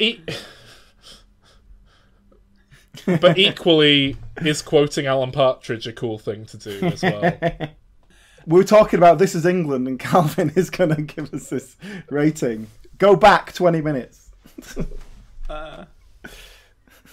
I think, again, this is another one that I've not seen in a long time, but I definitely saw it about 3 or 4 times when I was sort of becoming a film student, because it was very in at that time to watch it. Yeah. Yeah. We even I haven't seen it that much. I think it's one of the best films ever made. But we spoke on our episode about how it was a real like formative film for our very specific generation of like film school goers. That year was like the year that film landed was the same year everyone our age was going to film school and was like, yeah, this is what cinema should be. And so I remember it being a real hot topic at university. Like, is it brilliant and the best thing ever, or is it terrible and a load of overrated shit? And there was no middle ground. It was very much everyone picking a side. Which side are you on, Calvin? I'm on the other side. Well, no, actually, I think maybe I am coming down in the middle a bit here, because I'm going to give it a 5. And I think that's fair. It's not, is it, though, is it? It's obviously not. How can you look Joe Gilgan in the face and give him a 5? How could you do that? Because he's rating the film, Alan, and not the the showcase that the showcase that is This Is England 1986, which is Joe Gilgan's time to shine. That's true, actually. Yeah, he's not in the film as much as he. Are Thomas Turgoose and the other one going to come and beat me up now? I think, I think they they do threatened seem a me. little bit aggressive. They threatened me at the start of our podcast, and I reckon they're going to come and look up, what did they rate our film out of 10 at some point? I doubt they've checked it yet. And they'll go, like, if they look now, right the second, they'll go, wow, 100%, amazing. But if they look once this goes live, it's going to be, Alan, what's that? 10 plus 10 plus 5. 25 divided by 3. What's that? 8 1/3. Okay, they're going to go 84%. Pretty good, pretty good. That's Go away respectable, yeah. Yeah. Tom gave it a 9 out of 10, even though he hasn't seen it yet. Peter gave it a 7.5. Barney gave it a 9 out of 10. On list admin, what is the new top 10? Does that mean that Alien is once again number 1? I guess it does, yeah. Or has Saul I had too think much that to is drink what now that he can't means do for the- percentages? We'll have to recalibrate and Must be, yeah. look at the list. Recalibrate. But yeah, I think that means Alien is- Recalvinate, because Calvin did with the Love it. Love it. Have we But never covered that's less of a Trainspotting? shake-up. Yeah, we've had a We lot of haven't done suggestions Trainspotting. for seasons. We've had a suggestion for a Danny Boyle season, so I guess that would insist that you cover Trainspotting. I would like to do that. We've got a hole in our calendar right now that we're trying to figure out what to do with because they've just delayed another slate of films we were going to cover. Our problem, I think, I would love to do a Danny Boyle season. I think it covers a lot of things that we like. Danny Boyle is definitely up there as one of my favourite directors, easily. So yeah, I would be happy with that. If you do a Danny Boyle season, you have to do the opening of the Olympics 2012. All right. See, I wanted to do that as well. I mentioned this to Sol the other day that we should do it just for a laugh. Alan it's did fucking Alan mental. pitched this. It's totally mental. Alan pitched this for the live episode. He said instead of a movie, we should do Danny Boyle's Olympic opening ceremony, and we all watch that live. Well, it is absolute madness. But yeah, we should definitely cover it. We have a Danny Boyle season on the schedule at one point, and it got pushed or something. I swear Trainspotting's been on there. We've spoken about doing Trainspotting. Well, Trainspotting like, 2 came month out. We talk about it. Trainspotting 2 came out while we were on air, so we definitely talked about it. It was a choice, I remember. It was a choice between doing Resident Evil and Trainspotting for that week, and we went. Oh, yeah. We went Resident But Evil. that is not That's a my reflection fault. on the quality of the film. That is a reflection on how much material can we get out of this. that is a reflection on, we thought, no, it'll be good. Sparks are going to fly between myself and Calvin, rather than just going, this is a good film, isn't it? Yeah. But yeah, Danny Boyle season, we I'm will have to definitely do. Well, we need to. Yeah, we've got so many holes in the schedule now. We need to figure out what we're doing. So, I don't know if I could take that. yeah, full season might be a bit much, but I mean, an episode on something like a Razorhead or pretentious Mulholland season. Drive would. Yeah, I have to say, I watched Mulholland Drive, and I don't care that I didn't understand it. I like films like that, like Koyaanis's Catsy. I watched that, and I don't know what any of this is about, but here we are, watching Machinery and listening to Philip Glass. I can do the other Bond quiz if you want. Yes! We can do it quick, and then we can do whatever the other thing is. Here's an easy one for you, Calvin. Right. This is definitely an easy one. Which singer has performed the most Bond theme songs? Shirley Bassey. See, no hesitate. All right, it's an easy one. Okay. That was easier. You sure than it's the not first Jack White question. and the woman who did that I didn't song? really order them in any great specific thing. This is one that maybe Sol could have a go at. Well. I went to get a drink, but I mean, I'm still here. Okay, Go on. Sol, see if you can get this one, because Calvin will definitely know it. Which decade has the most Bond films? Oh, fucking hell. 70s? I'm guessing the 60s started partway through, but they were churning them out quite quickly back in the day, weren't they? 70s? Calvin? It's going to be 60s. Do you know how many? Really? 6. There were 6 in the 60s. Yeah, not counting the Casino Royale unofficial one. Yeah, just the official Yeah. ones. Yeah, 6 in the 60s and 5 in the 70s and 80s. Damn it. 5 each. When did Doctor No come out then? 62, but they were churning them out like one a year at that point, so it's Right. yeah, they just got through a lot very quickly. Okay, here's one for you. I don't know if you'll know this, but I think you'll be able to have a good guess anyway. Okay. Ian Fleming's father was an MP for Henley from 1910 until his death in 1917. He died in the First World War. Which political party did he represent?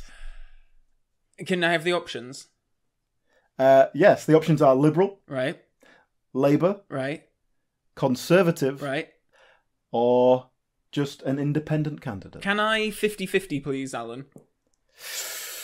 Yes, you can. Your 50-50 options are Liberal or Conservative. Oh, damn it, those are the two that it could have been. Can I phone a friend, please, Alan? Yes, what friend would you like to phone? Am I allowed to pick someone, or...? If you can like phone someone on your actual phone right now, I think you should do that. I don't know but about I'm that. guessing you're running I- Zoom on it or something. I'm tempted. Yeah, I think you've got to phone Japanese Bond. All right, fucking then. hell. Shall I phone Japanese Bond? Yeah. I've never met Japanese Bond. I'm fascinated and terrified at the same time. Okay. Alan, can you put us through to Japanese Bond, Jesus please? Christ. Yeah. Okay, I'm putting you through on the satellite link now. Oh, Sol's going to miss it. Never mind. I'll put you through on the satellite link now. I'm ringing. Right. Hello, is that the Japanese operator? Can you put me through to Mr. Bond, number 1, Japan Street, please? Sounds like it's connecting. Oh. Is that you, Japanese Bond? Oh, Hello, lads. Oh my god. I don't know how well that quick makeup job's to age my hair up's taken there, but do you want to go too potentially offensive with it, lads? Oh, you yeah, at do, least you're not lads? wearing. At least you couldn't grat any eyeliner. I know, yeah. That's a good hand thing there. What's that in your hair, Japanese Bond? I don't know what you're talking about, lad. Oh, right. I'm an old man. Just He's looking. an elderly man, Calvin. Not draw attention to it. I'm an elderly gentleman now. Yeah, Japanese Bond. Yeah, you look and sound healthy. So you obviously Why? you did have coronavirus. You in fact brought it over to this country, which was a bit of a, Yeah, a bit of a faux pas. Our Yeah, fault. what can you do? Slap on the wrist, you know. Hey, It was before the travel ban, though, so I guess it's not. your yeah, fault. exactly. So any complaints, direct it directly to the government. How But are you no, but coping? I like this government probably. So no, How I are you- probably like how are you Scottish coping in National Party. isolation? Who do I like? What? Japanese. How are you coping in isolation? Well, I don't understand how this fucking Zoom shite works because I'm an old man. So what's going on here? Happy fucking grandkids coming in. Did you have to get someone to set it up for you? Alright, well, we say I'm staying at my mate's house. Oh, So I just really? waddled in, he went to get me, yeah. Which Strapped mate? in lockdown in the guest room. my pal, Shawl. Shoal is staying with. I thought you might have been staying with Cubby Broccoli. I know you two are good friends. And if he's there, it'd be great to hear Oh from him no, as well. he's haunting us, but he's long dead. We did a Ouija board one night, and he won't fuck off. Japanese Bond, we have a question for you. Hey, go on. It is a Bond themed question, although it's more to do Oh with hey. Ian Fleming, so it might not The be answer up your street. is 92.7 degrees Fahrenheit exactly. That's correct. And the question, of course, is what is the correct temperature to serve sake? If you're just making it up on the spot. I'll tell you now, lad. The correct temperature is whatever I fucking say it is, because I'm fucking James Bond. Are you? Okay, Japanese Bond. Here is the question for you. Ian Fleming, your creator, his father was MP for Henley, but for what political party did he represent? Or it was definitely either Conservative or Liberal Party. Oh no! One of those two. Would you like to come down on one side or the other? Oh, I mean, if I had to pick there, I'd go Liberal, but I mean, that's a total stab in the dark, lads. I've given you 2 there out of everything. That's pretty good. That is pretty good. You got to say, Calvin, that's a pretty fair shake of the dice there. Okay, yeah. Do you think Ian Fleming is a man who was brought up in liberal household or a conservative household? Well, this is it. But liberal didn't mean that back then, did Yes. it? Wasn't liberal like your kind of old school Lib Dem, where it was a lot more, a bit more libertarian, I'd maybe, or But Ian Fleming was very establishment-y, wasn't he? I think I'm. But this is his dad, isn't it? Yeah. So he's rebelling against his father. Okay, Japanese Bond. But it seems like, but it seems like Alan's given us a hint the other way, so maybe we should go with that. Okay. Conservative final answer.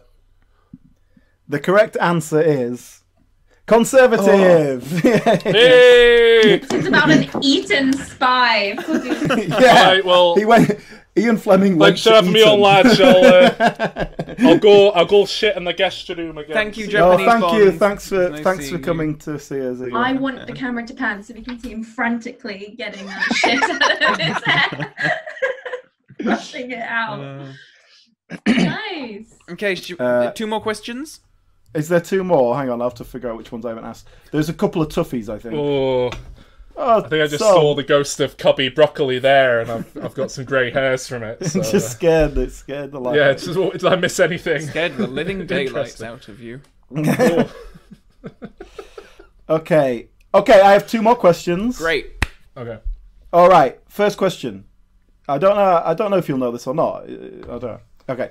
What is the title of the first James Bond novel not written by Ian Fleming? Oh, okay. Yeah. Oh. That's You Colonel. know that one? Yeah, Colonel Sun. Yeah. Is it a trick question? No. It's Colonel Sun. Because, well, hang on. What about James Bond Jr., written by Charlie Higson? That was 40 years later. Was it? Yeah. I thought this was a really recent thing. If they've been pumping out non-Fleming I'm on Bond bloody films Yeah. John Gardner, All the way who through the wrote 80s. 14 of the bloody things in the 80s. I'm going through all of these. How are they considered? I mean, they can't be like Well, treated as real Bond, right? Well, the original ones are pretty shit, so... I've got it here actually. Colonel Sun, there written we by go. Kingsley Amis, which is actually really good. It's one of the really good continuation novels. The John Gardner ones are not so much, but in the second one, for Special Services, it's kind of brilliant because the Bond villain is a megalomaniac ice cream manufacturer who is going to use mind control ice cream to gain access of US satellites, and his wife is a one-breasted woman who is Blofeld's daughter, and it turns out that he's actually gay and he lives in the set of Gone with the Wind. What? Yes, it's I have brilliant. so many questions. I've lost track of them all. I'm going to pick one of my hundreds of questions. Is the breast on one side, or is it kind of in the middle? Like, no, is one just gone, or is it's it like on one this- side, yeah. Okay, And at right, first you think it's because she's been set up as the Bond girl, and you think, oh, this is kind of like in Doctor No, he makes a point of Honey Rider's broken nose about how he goes for women with sort of, physical abnormalities or whatever. And it's like, oh, wow, When that's was quite that cool. one? And it's like, oh, no, she's just evil. When was that one written? 82, 83? Yep, Tom's nodding his head. I think Peter's nodding his head as well.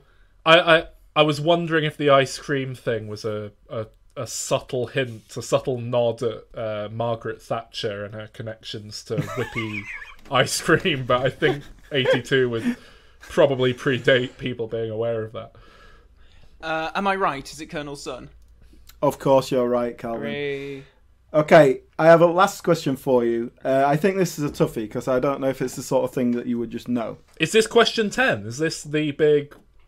Yeah. So this is to find out who is the most Bond aware. Yes. We need If you some insist. background music. We need some of that.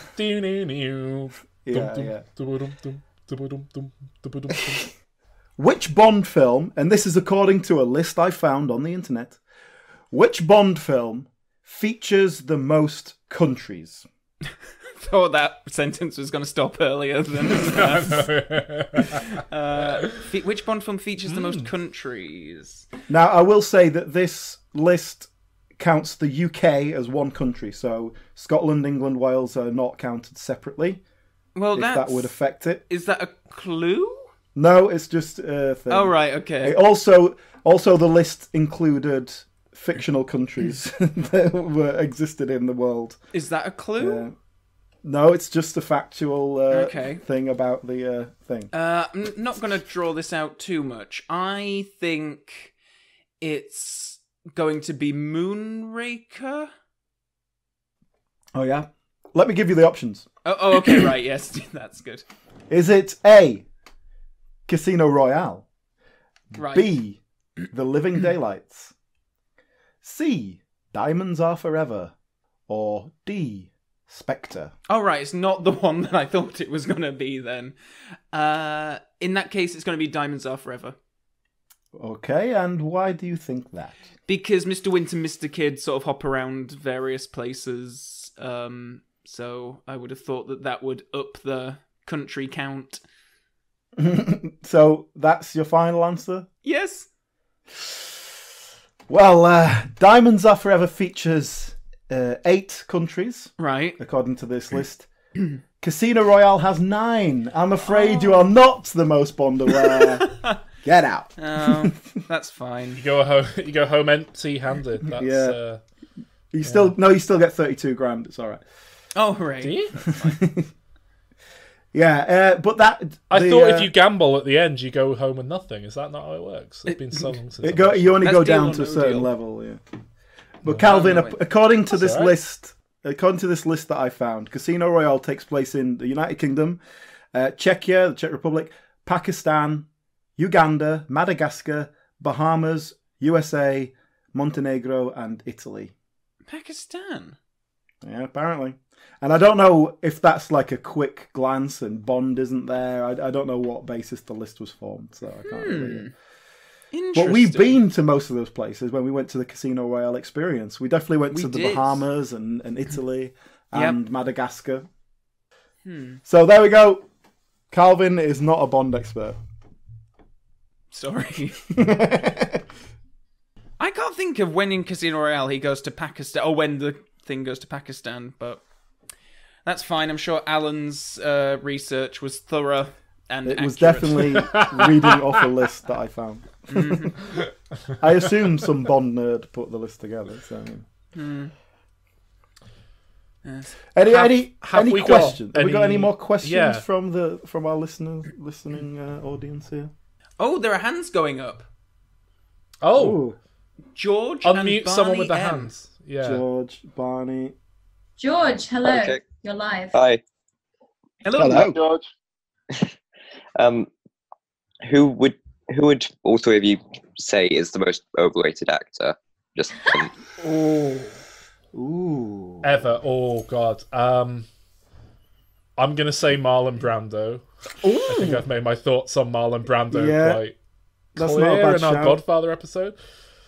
But to be fair, I haven't seen When He Was Young and Attractive. I've heard lots of. You haven't lots seen of Streetcar Named Desire? I've heard this a lot. Go and watch Streetcar Named Desire. But I've seen a lot of his Godfather on work, and I'm not impressed with any of it really. Certainly not impressed with Apocalypse Now and Superman. So, not that Superman's a fair barometer for anyone really, but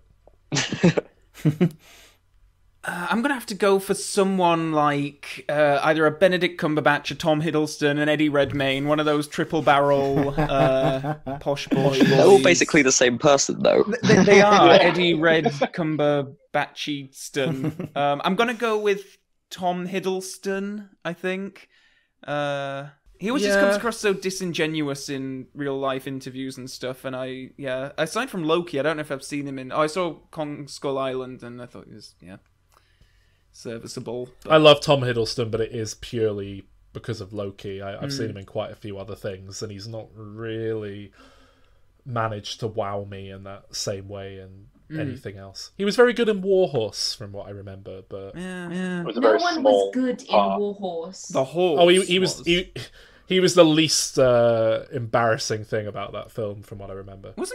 I think you're thinking of. I legitimately think you're thinking of Benedict Cumberbatch. I think maybe I am. It wouldn't surprise me. I wouldn't say this guy's a bad actor. I think he's a good actor, but I do think he's overrated. Christian Bale. Oh. Because people seem to think he's amazing, and I think he's good. But he's it's halfway up his own arse. Throws himself into every role. That annoys me. The Daniel Day-Lewis thing annoys me as well. But I think Daniel Day-Lewis does get away with being great. Whereas Christian Bale... I'm pro Christian Bale. I think I'm pro Christian Bale. I just think he's overrated. I think there's maybe 3 or 4 notable actors now who properly transform into, different people instead of just kind of playing themselves in different situations, and he's one of them. Joaquin Phoenix, maybe Daniel Day-Lewis. Like there's not a lot of actors doing that kind of method. Is a luxury. If you I don't just mean method, I just mean... No, but those that truly transform tend to follow the method. I know, yeah. And it's a luxury. If I turned up to first day on set and I was like, yes, I need my trailer to be an exact replica of a 1950s office, they'd be like, okay, well, you're fired, and we'll get someone else in who's not a massive problem. But Daniel Day-Lewis does it, and they're like, of course. And he won. Oh, my God. Oh, I can't even imagine trying to work with that sort of bullshit. I don't like the whole method thing, believe me. Alan, Calvin, myself, we went to the same film course, and there was a whole prolonged semester. What's the English equivalent of a semester? Semester, we had semesters, term. didn't we? Oh, term. Yeah. There was a whole portion of a term dedicated to acting, but we were being taught for some reason by someone who ran the school but was a failed actor, so she really focused in on acting. And so even though we wanted to learn how to point a camera effectively and that sort of thing, we were instead being taught about literally putting on someone else's shoes to walk a mile in their shoes and learn how to act that way. And it really pissed me off, because it's no, acting is... There's different tools you can use as an actor, and method acting is valid if you are fortunate enough to be able to use it, but so is just kind of putting on a mask and becoming someone else. That's equally as valid as, becoming the role.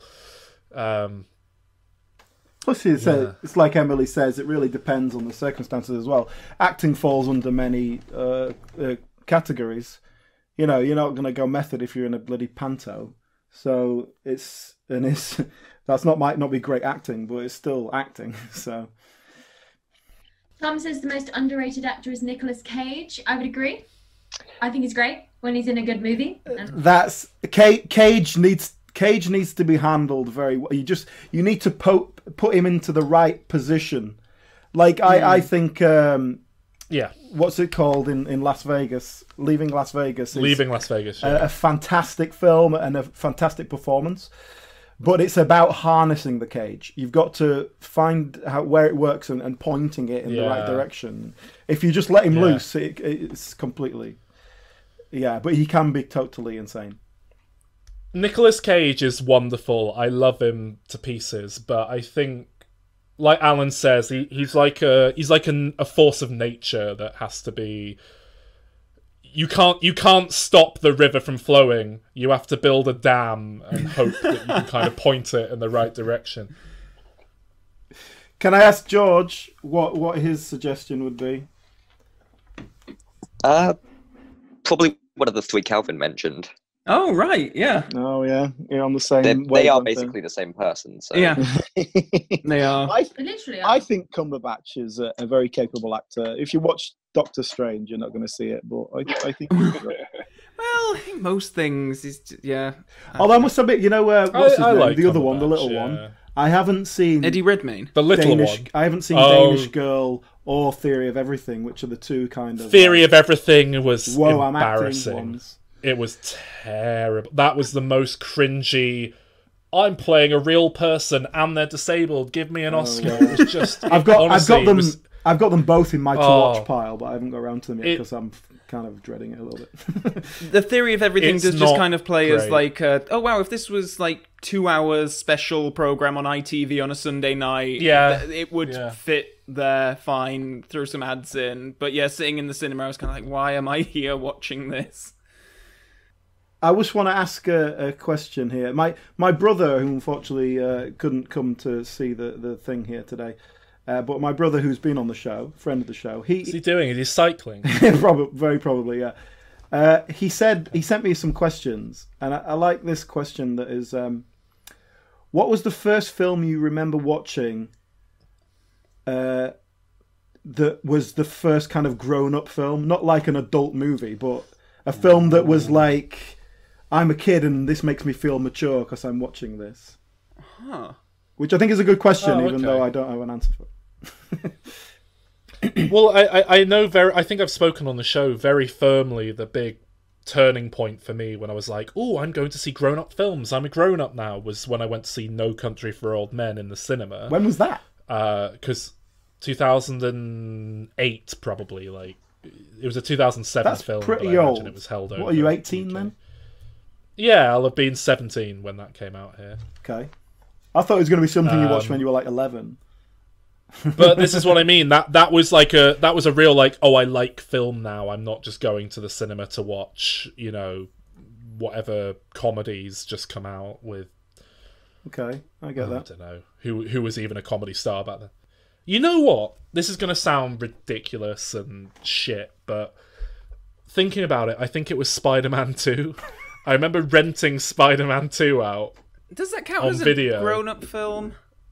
This is what I mean. Well, it wasn't a flat out comedy. I think that's kind of what I'm thinking. That I remember watching that, renting it out, having seen it in the cinema at home back in the days of video rental still being a thing, DVD rental, I guess, and thinking like, oh, I guess there are some good serious movies out there that aren't just comedies, and I'm gonna have to rewatch Indiana Jones now because I remember them being tonally similar out of the very limited non-comedy pool of what I'd seen at the time. So yeah, I'm afraid I've not really got a more mature choice than that. Well, I'm sure you're going to discredit my mature choices of Star Wars and James Bond, which were films I definitely saw in adolescence, but the first like proper sort of like grown-up film I suppose that I saw was Titanic, and it was just because my mum was very insistent on me watching it at 8 years old or however old I was when the video came out, and to this day I'm not quite sure why she was so... What? Well, yeah, I think I did as well. I saw Titanic on video it must have been 1998 after it came out. So yeah, I saw that then as well, but I didn't connect with it. My brother is nearly 9 years older than me, so he has actually had quite a significant influence on my film watching, I guess. And I've just had this memory of him looking after me and my sister. So we probably would have been, I don't know, 12 and 14. He'd been allowed to look after us. He was at that point, a young man, but, in the thrall of drugs and drink. So he wasn't necessarily the best role model. But he showed us Trainspotting because he'd watched it. It must have been just out on video or something. So I'm guessing this was 97, something like that. I might have been 13. And I remember watching that and then watching it again like the day after or something. So it obviously had enough of an impact on me that I go, I need to watch that again. And the fact that Trainspotting is still one of my favourite films is perhaps not a coincidence. It's one of those films that had an effect on me at a young age in terms of like, oh, I want to make... I don't think I put it in those terms at the time, but like wanting to make films and seeing films as something more than just a bit of entertainment, I suppose. But yeah, I remember. I wonder if he remembers that. I suspect he doesn't, because he was. I'm not saying he was just like constantly like out of his head, but he was, a young man who didn't have a lot of control on his life at the time. If we're answering the question on that level, like what was the film that sort of made you interested in film, then for me it was The Birds, Alfred Hitchcock, when I was like 12, 11, something like that. That was like, I remember that was the one that I was like, oh, I really want to know how this happens now, what goes into making this, and that was the one. That's really cool. I'm going to start unmuting people that have go on. waved their hands. So, Peter, welcome from Seattle, Washington. Oh, we've gone international. Yeah. So, I have like two questions, I guess. So the first one is like, we've heard about you guys like meeting each other at university and stuff, but I was wondering if you could talk a bit more about like the actual like formation of the podcast and like whose idea it was, and just a bit. Okay, that's a good question. I can answer that. In 2012, Sol and I were living with another friend of ours called Sean, who appeared on last week's episode of the podcast, the first Lord of the Rings. We lived together in Brixton, and I know then we were definitely talking about doing a podcast. We were trying to come up with an idea, and we just sort of never quite did. We actually recorded something, but it was more just like sort of like, let's try this, see what happens. And it was just us talking about films, which I know is what we do, but it was early days enough that we didn't feel the need to have a premise behind the show to hook people in, I suppose. So it was just three people talking about films, and I think we kind of did I remember that episode we recorded. Was it just one, or did we do two, Alan? I can only remember one. I remember recording an episode about guilty pleasure movies, and we all had to bring our big guilty pleasure film to the table. If you still have that, you should release that. That'd be interesting. I can't even remember anything we said. I don't remember the content at all. I remember talking about Sucker Punch a lot, but I'm kind of glad it's not out there, because I don't think I'd like that film if I went back to it now. But I did make a kind of impassioned, it's not that bad defense for it at the time. It's a brilliant movie. Is it really? Because I liked it back in whenever it came out in the cinema. I went to see it with Calvin, in fact, and we both came out, and I remember both of us being very awkward, like, in that moment of, before where you reveal if you like the film or not, kind of thinking like, well, they hated it, and then we were both sort of like, that was not terrible, wasn't it? And just being like, yeah, it was good. And I remember talking about that with Sean, and we spoke about buddy cop movies, but with dogs, didn't we? Oh, maybe we did. Sean talk about K9 or something? Some buddy cop films with dogs is a subgenre we've been long interested in. That and ghost dogs as well. Anything with... I remember you had that DVD of Sherlock Bones, which I never saw, but looked hilarious. Sherlock Bones, undercover dog, yes. Terrible, terrible film. We left that buried in our old flat somewhere for the next tenants to discover, along with Adam Sandler's Overboard. Going overboard, Rodney Dangerfield, My Five Wives, or Back to School. My Five Wives, it was My Five Wives, yeah. A classic of its time. And, we recorded that. I think, if I remember correctly, I thought the microphone I owned at the time would be okay, and then I listened back to it and the audio was terrible, and then my laptop died, just a proper wouldn't turn on, gone kind of death. Yeah, but that was in 2012, and we all moved apart and everything, and then it was something that I guess was in the back of our minds, and I think, I know that Saul and Calvin sort of had I think it must have been Saul's concept. It was like that. You need that concept of like what are we going to sort of build this around? And for us, it was the kind of concept of pitching sequels. And I think it came from a conversation between Saul and Calvin. I seem to remember it was Saul's idea, and then they came to me. I know I was sort of like last on in terms of you guys came to me and said, "Do you want to do this with us?" I remember in 2016, 2012. What the hell was a podcast? It was this emerging new thing. I listened to the Ricky Gervais podcasts that went out via The Guardian back whenever they went out. I listened to the Adam and Joe Show podcast that was released each week for their radio show. But I didn't really do podcasts. I didn't have a podcast app. I don't know if one even existed yet. I think that's when I got my first smartphone when we were living in London, and that's when I started listening to podcasts, because it's all there and it's easy. And obviously I was listening to Smodcast. That was one of the first big ones as well in terms of entertainment stuff. Yeah. And I remember it was back in 2015 or so when I started working on the film that I produced. It meant for a while it meant commuting from Manchester to Yorkshire, which, you know, on a good traffic is like an hour 15 minutes, but realistically you're looking at an hour 45. One day took me over 6 hours to get into work because a truck went over in the middle of the motorway and it was carrying butter and apparently diesel genuinely, apparently diesel eats through tarmac, which I didn't know. So it was a diesel lorry had turned over, spilled diesel all over the middle of the motorway, and that meant they had to resurface the motorway because it was diesel, but they couldn't because it also spilled butter, which it was carrying, and it was a hot day and the butter melted everywhere.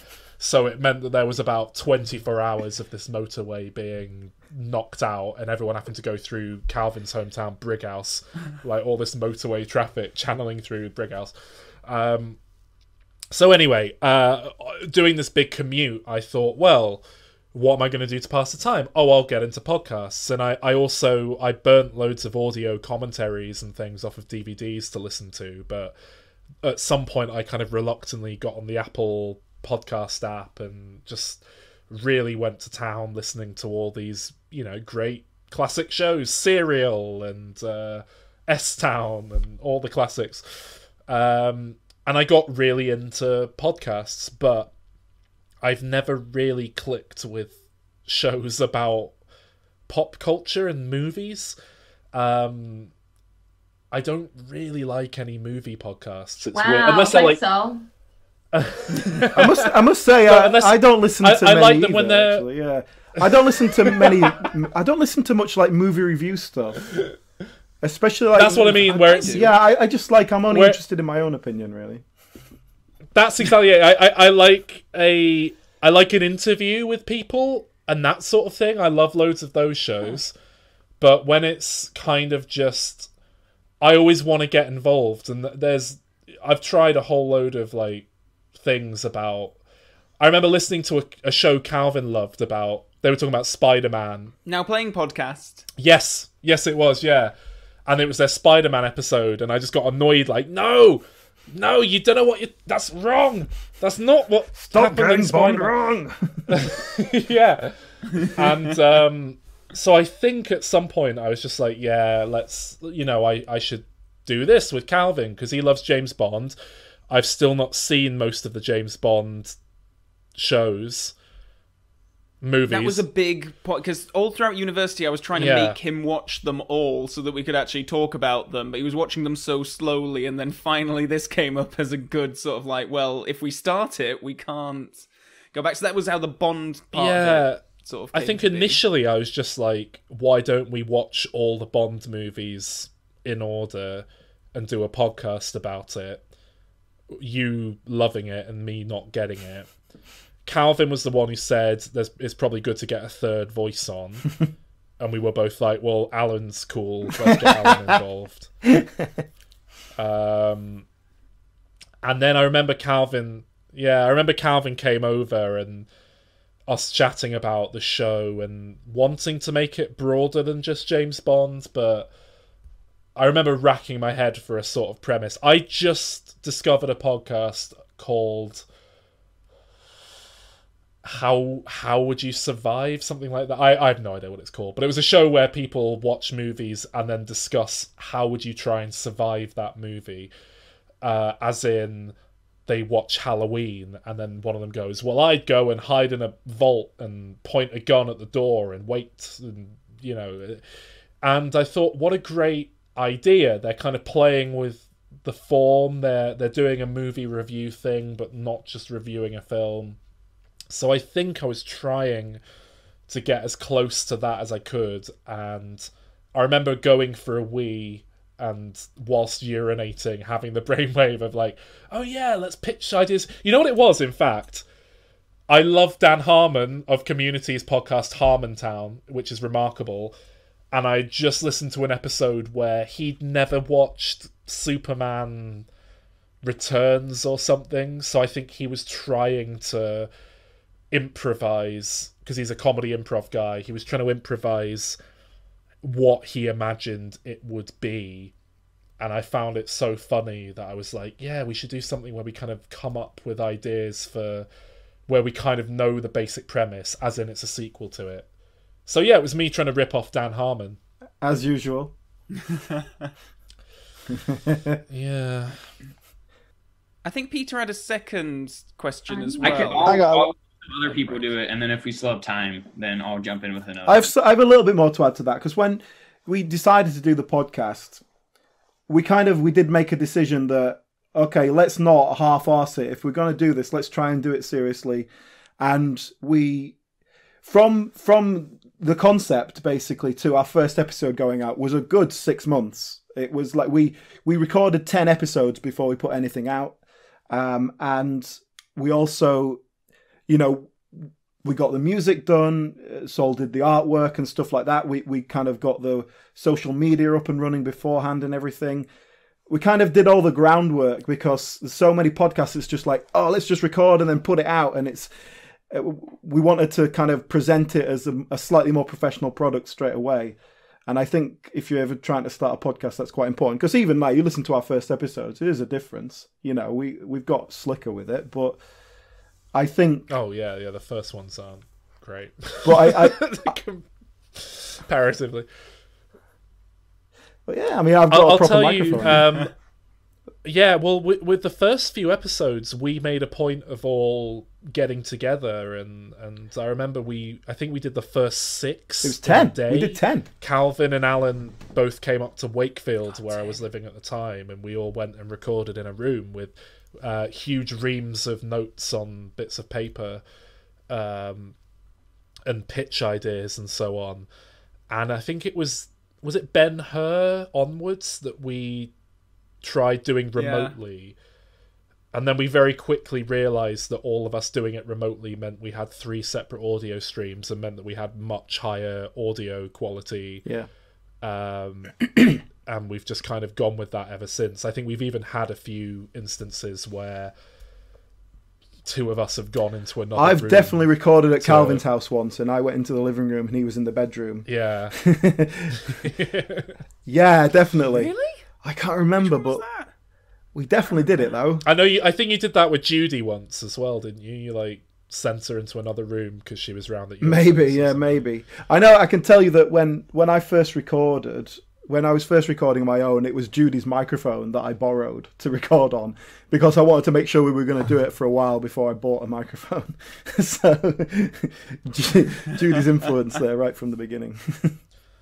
Your brother's just bought a microphone for the show, hasn't he? 200 episodes in. Yeah, well, he I think he wants to start doing his own stuff, and he's getting into it a bit more. Yeah.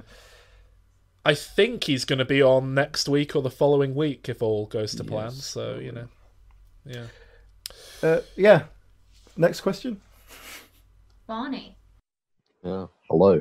Welcome to Australia. It's like fucking 6 a.m. out there, right? Yeah, it's about 7 o'clock here. Barney, are you in Australia? I am in Australia. Yeah.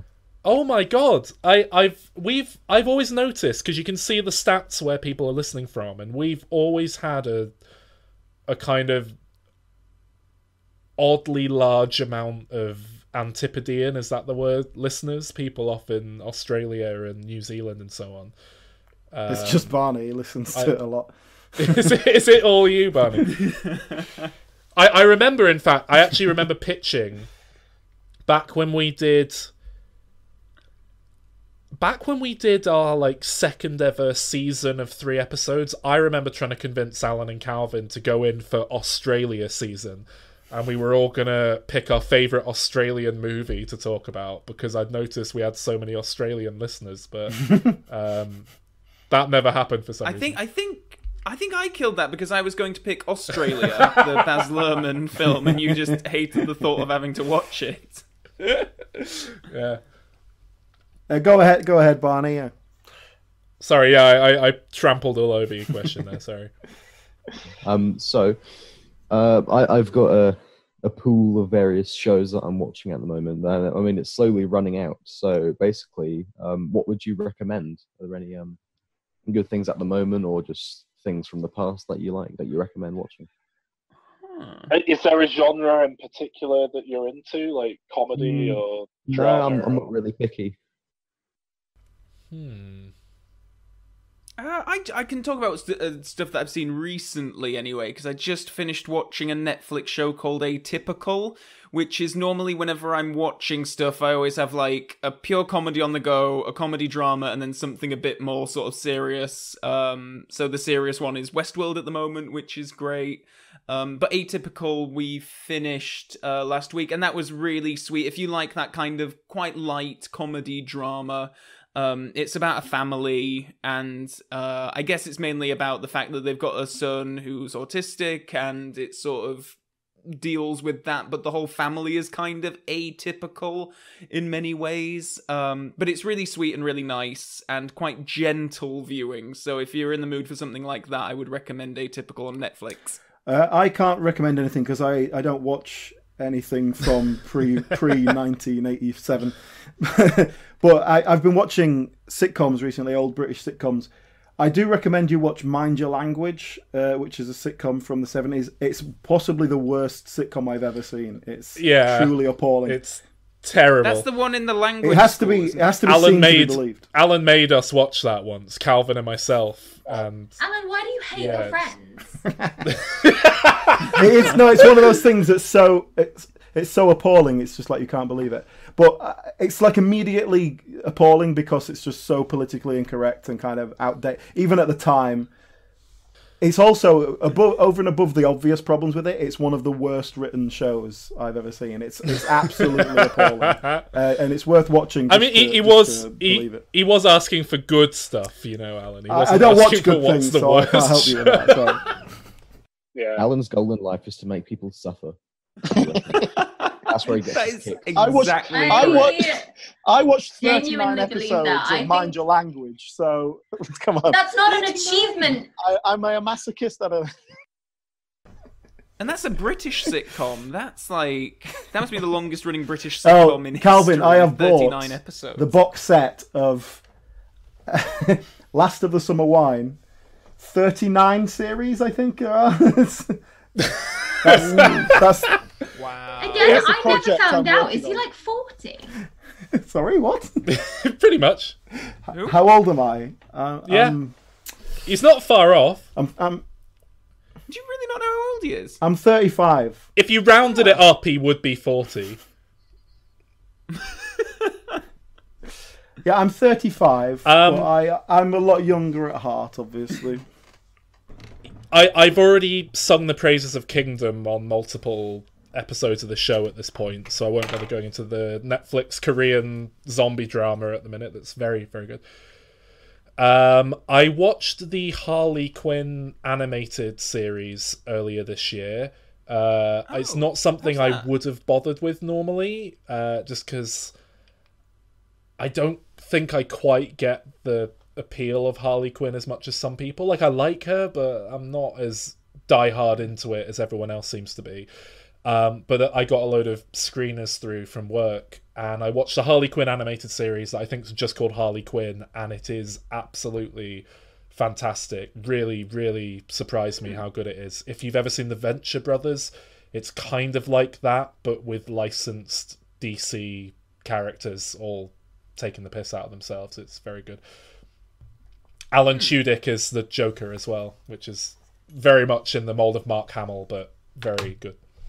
I'm going to assume you weren't that big a fan of Birds of Prey, because I certainly wasn't. Yeah, Birds of Prey wasn't great, was it? Tom, did you have a hand raised?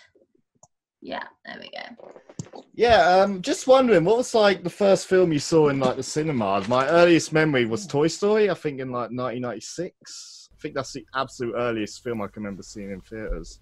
I think I'm with you on that, actually. That's the first one that, I remember coming out of Toy Story 1 and, like, going back home and arranging all my toys and running in and out of the room to see if they did anything when I wasn't there.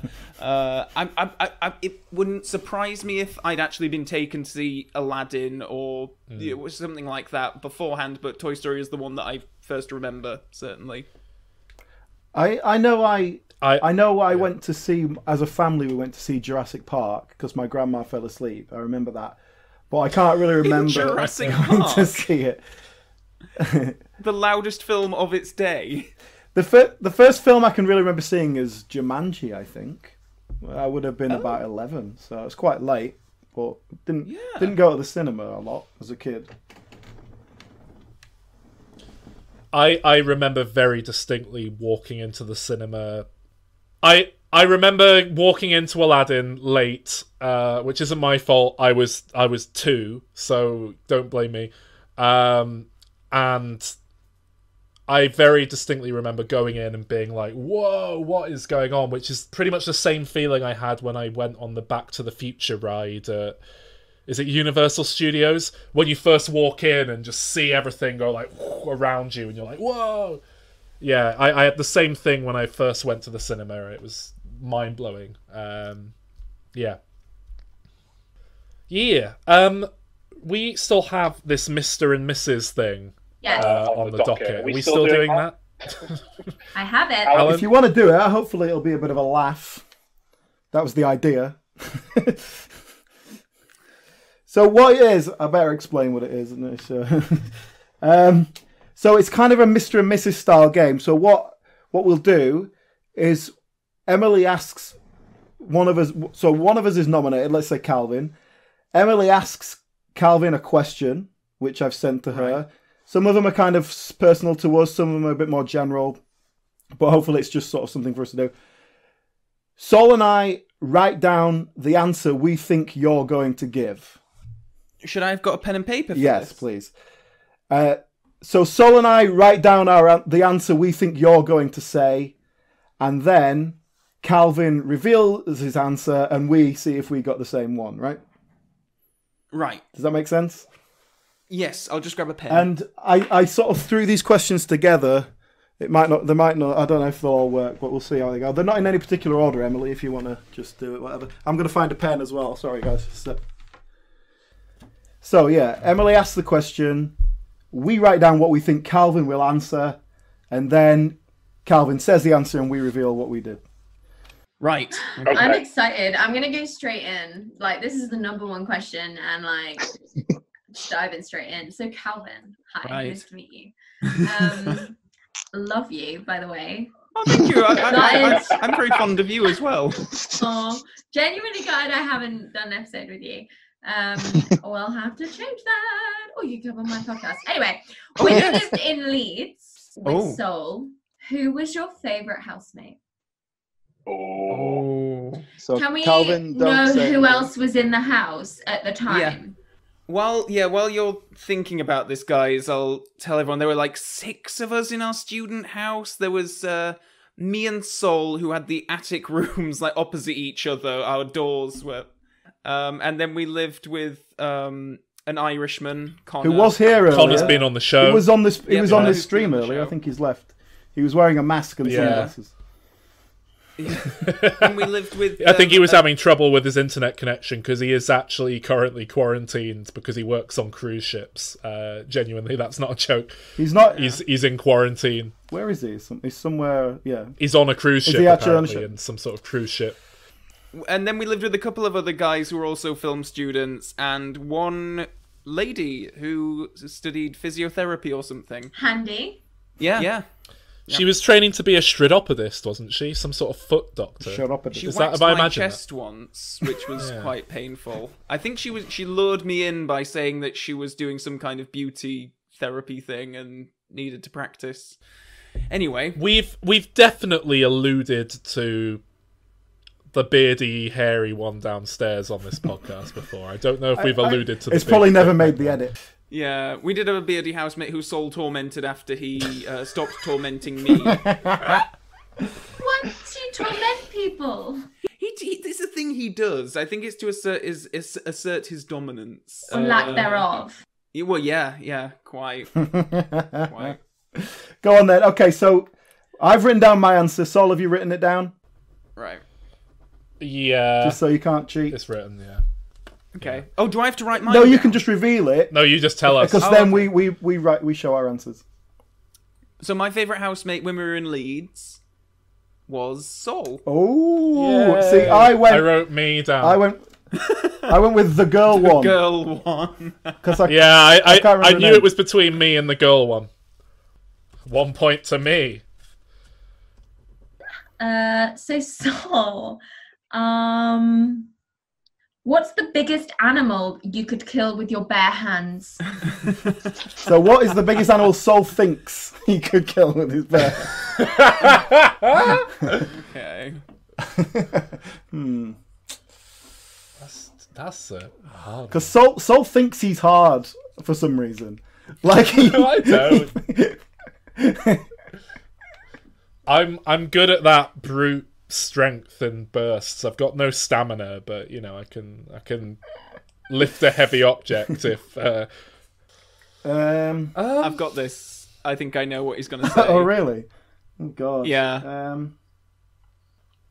Okay, I think I've got an answer here. Okay. I mean, I could take like a human dwarf, a little person. Is that the politically correct term? Little person. Is that? And you don't think you don't think you can get an animal bigger than that? Yeah, I mean, well, have I got any weapons? No, bare hands. Have I got a knife? Bare hands. Bare hands. What? I mean, no. Probably a human. I don't think I could get any bigger than a human. Say an a horse. animal. I could kill a horse. A horse. 100%. I could kill a horse.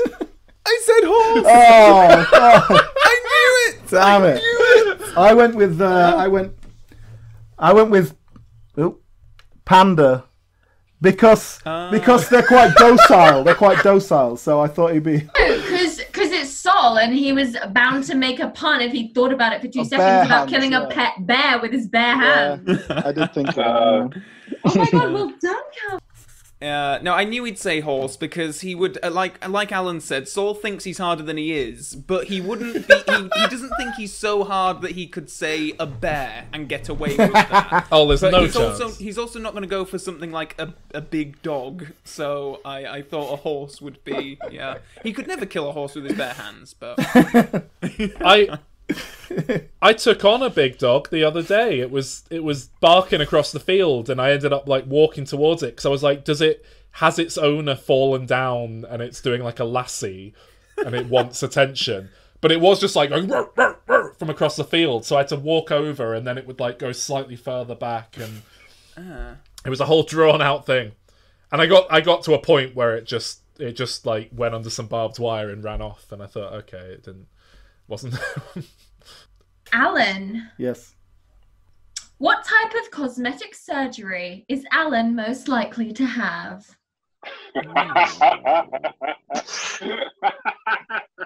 Yep, we're all thinking it. I have a definite answer. I have a definite answer for this.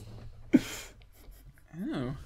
Okay. Right. Go on. I have mine. Okay, so Alan, can you tell us what type of cosmetic, not cosmic, is that like when you Cosmic become like surgery, a man. spaceman? You get like gills but for space? Cosmetic surgery are you most likely to have? Let me demonstrate this physically. What's going on here? It's getting extremely thin in my older years. Hair transplant, of guys. Course. Hair plugs. Oh, I didn't think of that. Damn it. It's. I went for fake abs. The obvious joke was some sort of like dick reduction surgery, but I went for something to sort out his crow's feet. So Calvin, which Disney character are you most like? And are we saying physically, or are we saying like personality? Is this expanded Disney? Because the answer is obviously C-3PO if we're allowed like Star Wars. That is not a Disney film. Two-dimensional, feature-length, animated Disney film. Which Disney classics. Disney classics, as it were. Okay. From the golden to the shit to the Renaissance to the post-Renaissance. Those are the official. The David Hyde Pierce character in that. I think I know. I have no idea who Calvin is going to pick. Oh, I know who he's going to pick. I know he's going to pick. I've got it. I've got no concept at all of this, to be honest with you. I've got it. I figured it out. Because we spoke about this back at uni at length one day, I remember. Okay. Calvin, do you have an answer? Okay, well, I think that the people in the comments have got it very right with Zazu. Oh shit, I'm so wrong. I know who Saul's gonna pick. Archimedes the owl from No? Sword and Stone. Oh, right. Oh, okay, then. Never mind. Because that would have been my second choice, but I don't think I'm that grumpy. I went for Piglet from Winnie the Pooh. Because we did have a I remember Calvin and I both went to see that the 2011 Winnie the Pooh in the cinema, and then discussed at length who each member of the toy gang was in our house. Yeah. And they all married up quite remarkably. I think I was Tigger, Calvin was Tigger. Piglet. Connor, who's been on the show, was Rabbit, which was the most accurate. Yeah. Yeah. That Winnie the Pooh showing, this was like me and Sol at like 20, 21 years old, going into this family film in the middle of the day on a Wednesday. At least we went together. Well, yeah, but at least we knew we couldn't get away with going on our own to that much of a kids movie. If no one else is in the screening, which is what happened to me with Teen Titans Go to the Movies. Oh, there were mothers with their kids playing Tig in the cinema, playing tag. I genuinely freak out every time I go to a screening and a single white male walks in, like just on their own. Well, that's offensive. It's like, I'm gonna die. That's every time I go to the cinema. Yeah, when they just walk in on their own and it's like a screening of It Too, and I'm like, this is how I die. Genuinely, when I first went to see The Lighthouse, that's basically what happened. It's acting really fucking suspicious, and I was like, I'm not gonna die here in front of The Lighthouse.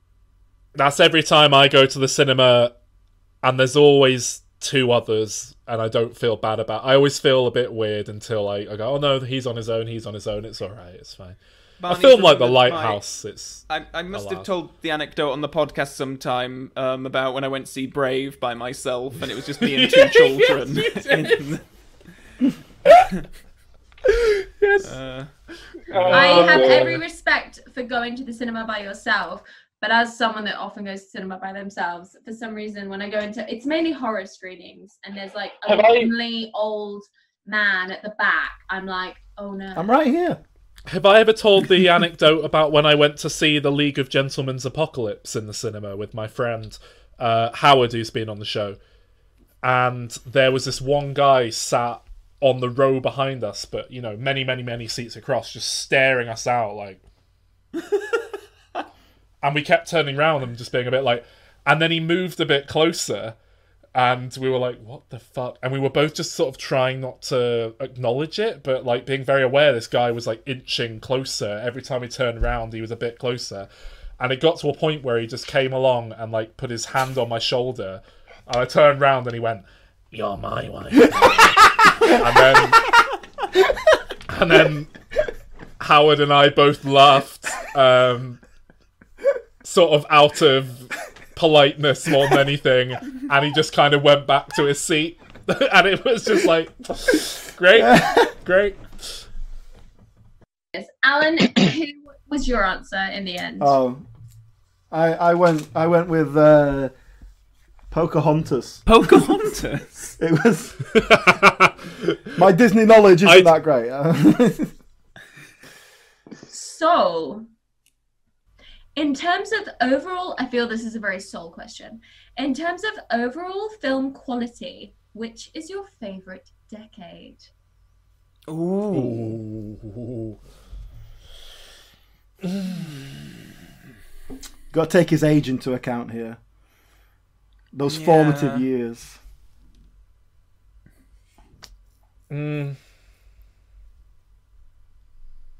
It's hard. That is really difficult. Oh, okay. Have you both put an answer down before I start waxing lyrical? Yeah, okay, I've got an answer. Yep.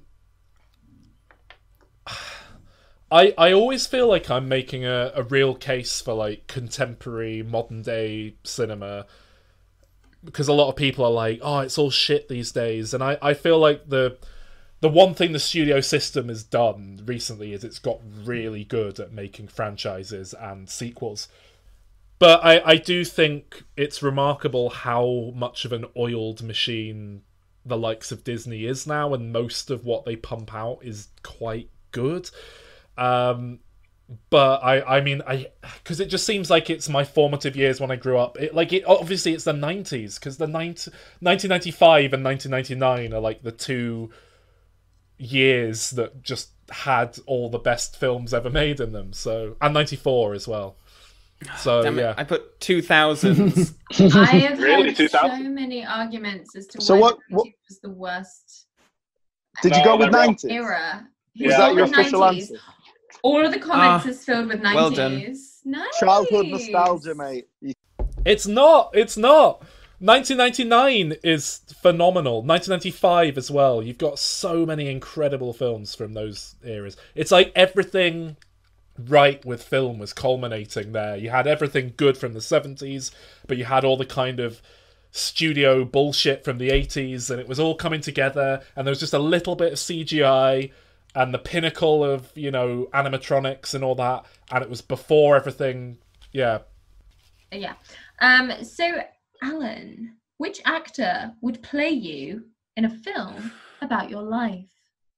Now, this is the thing. Do we play into Alan's ego, or do we go for realsies?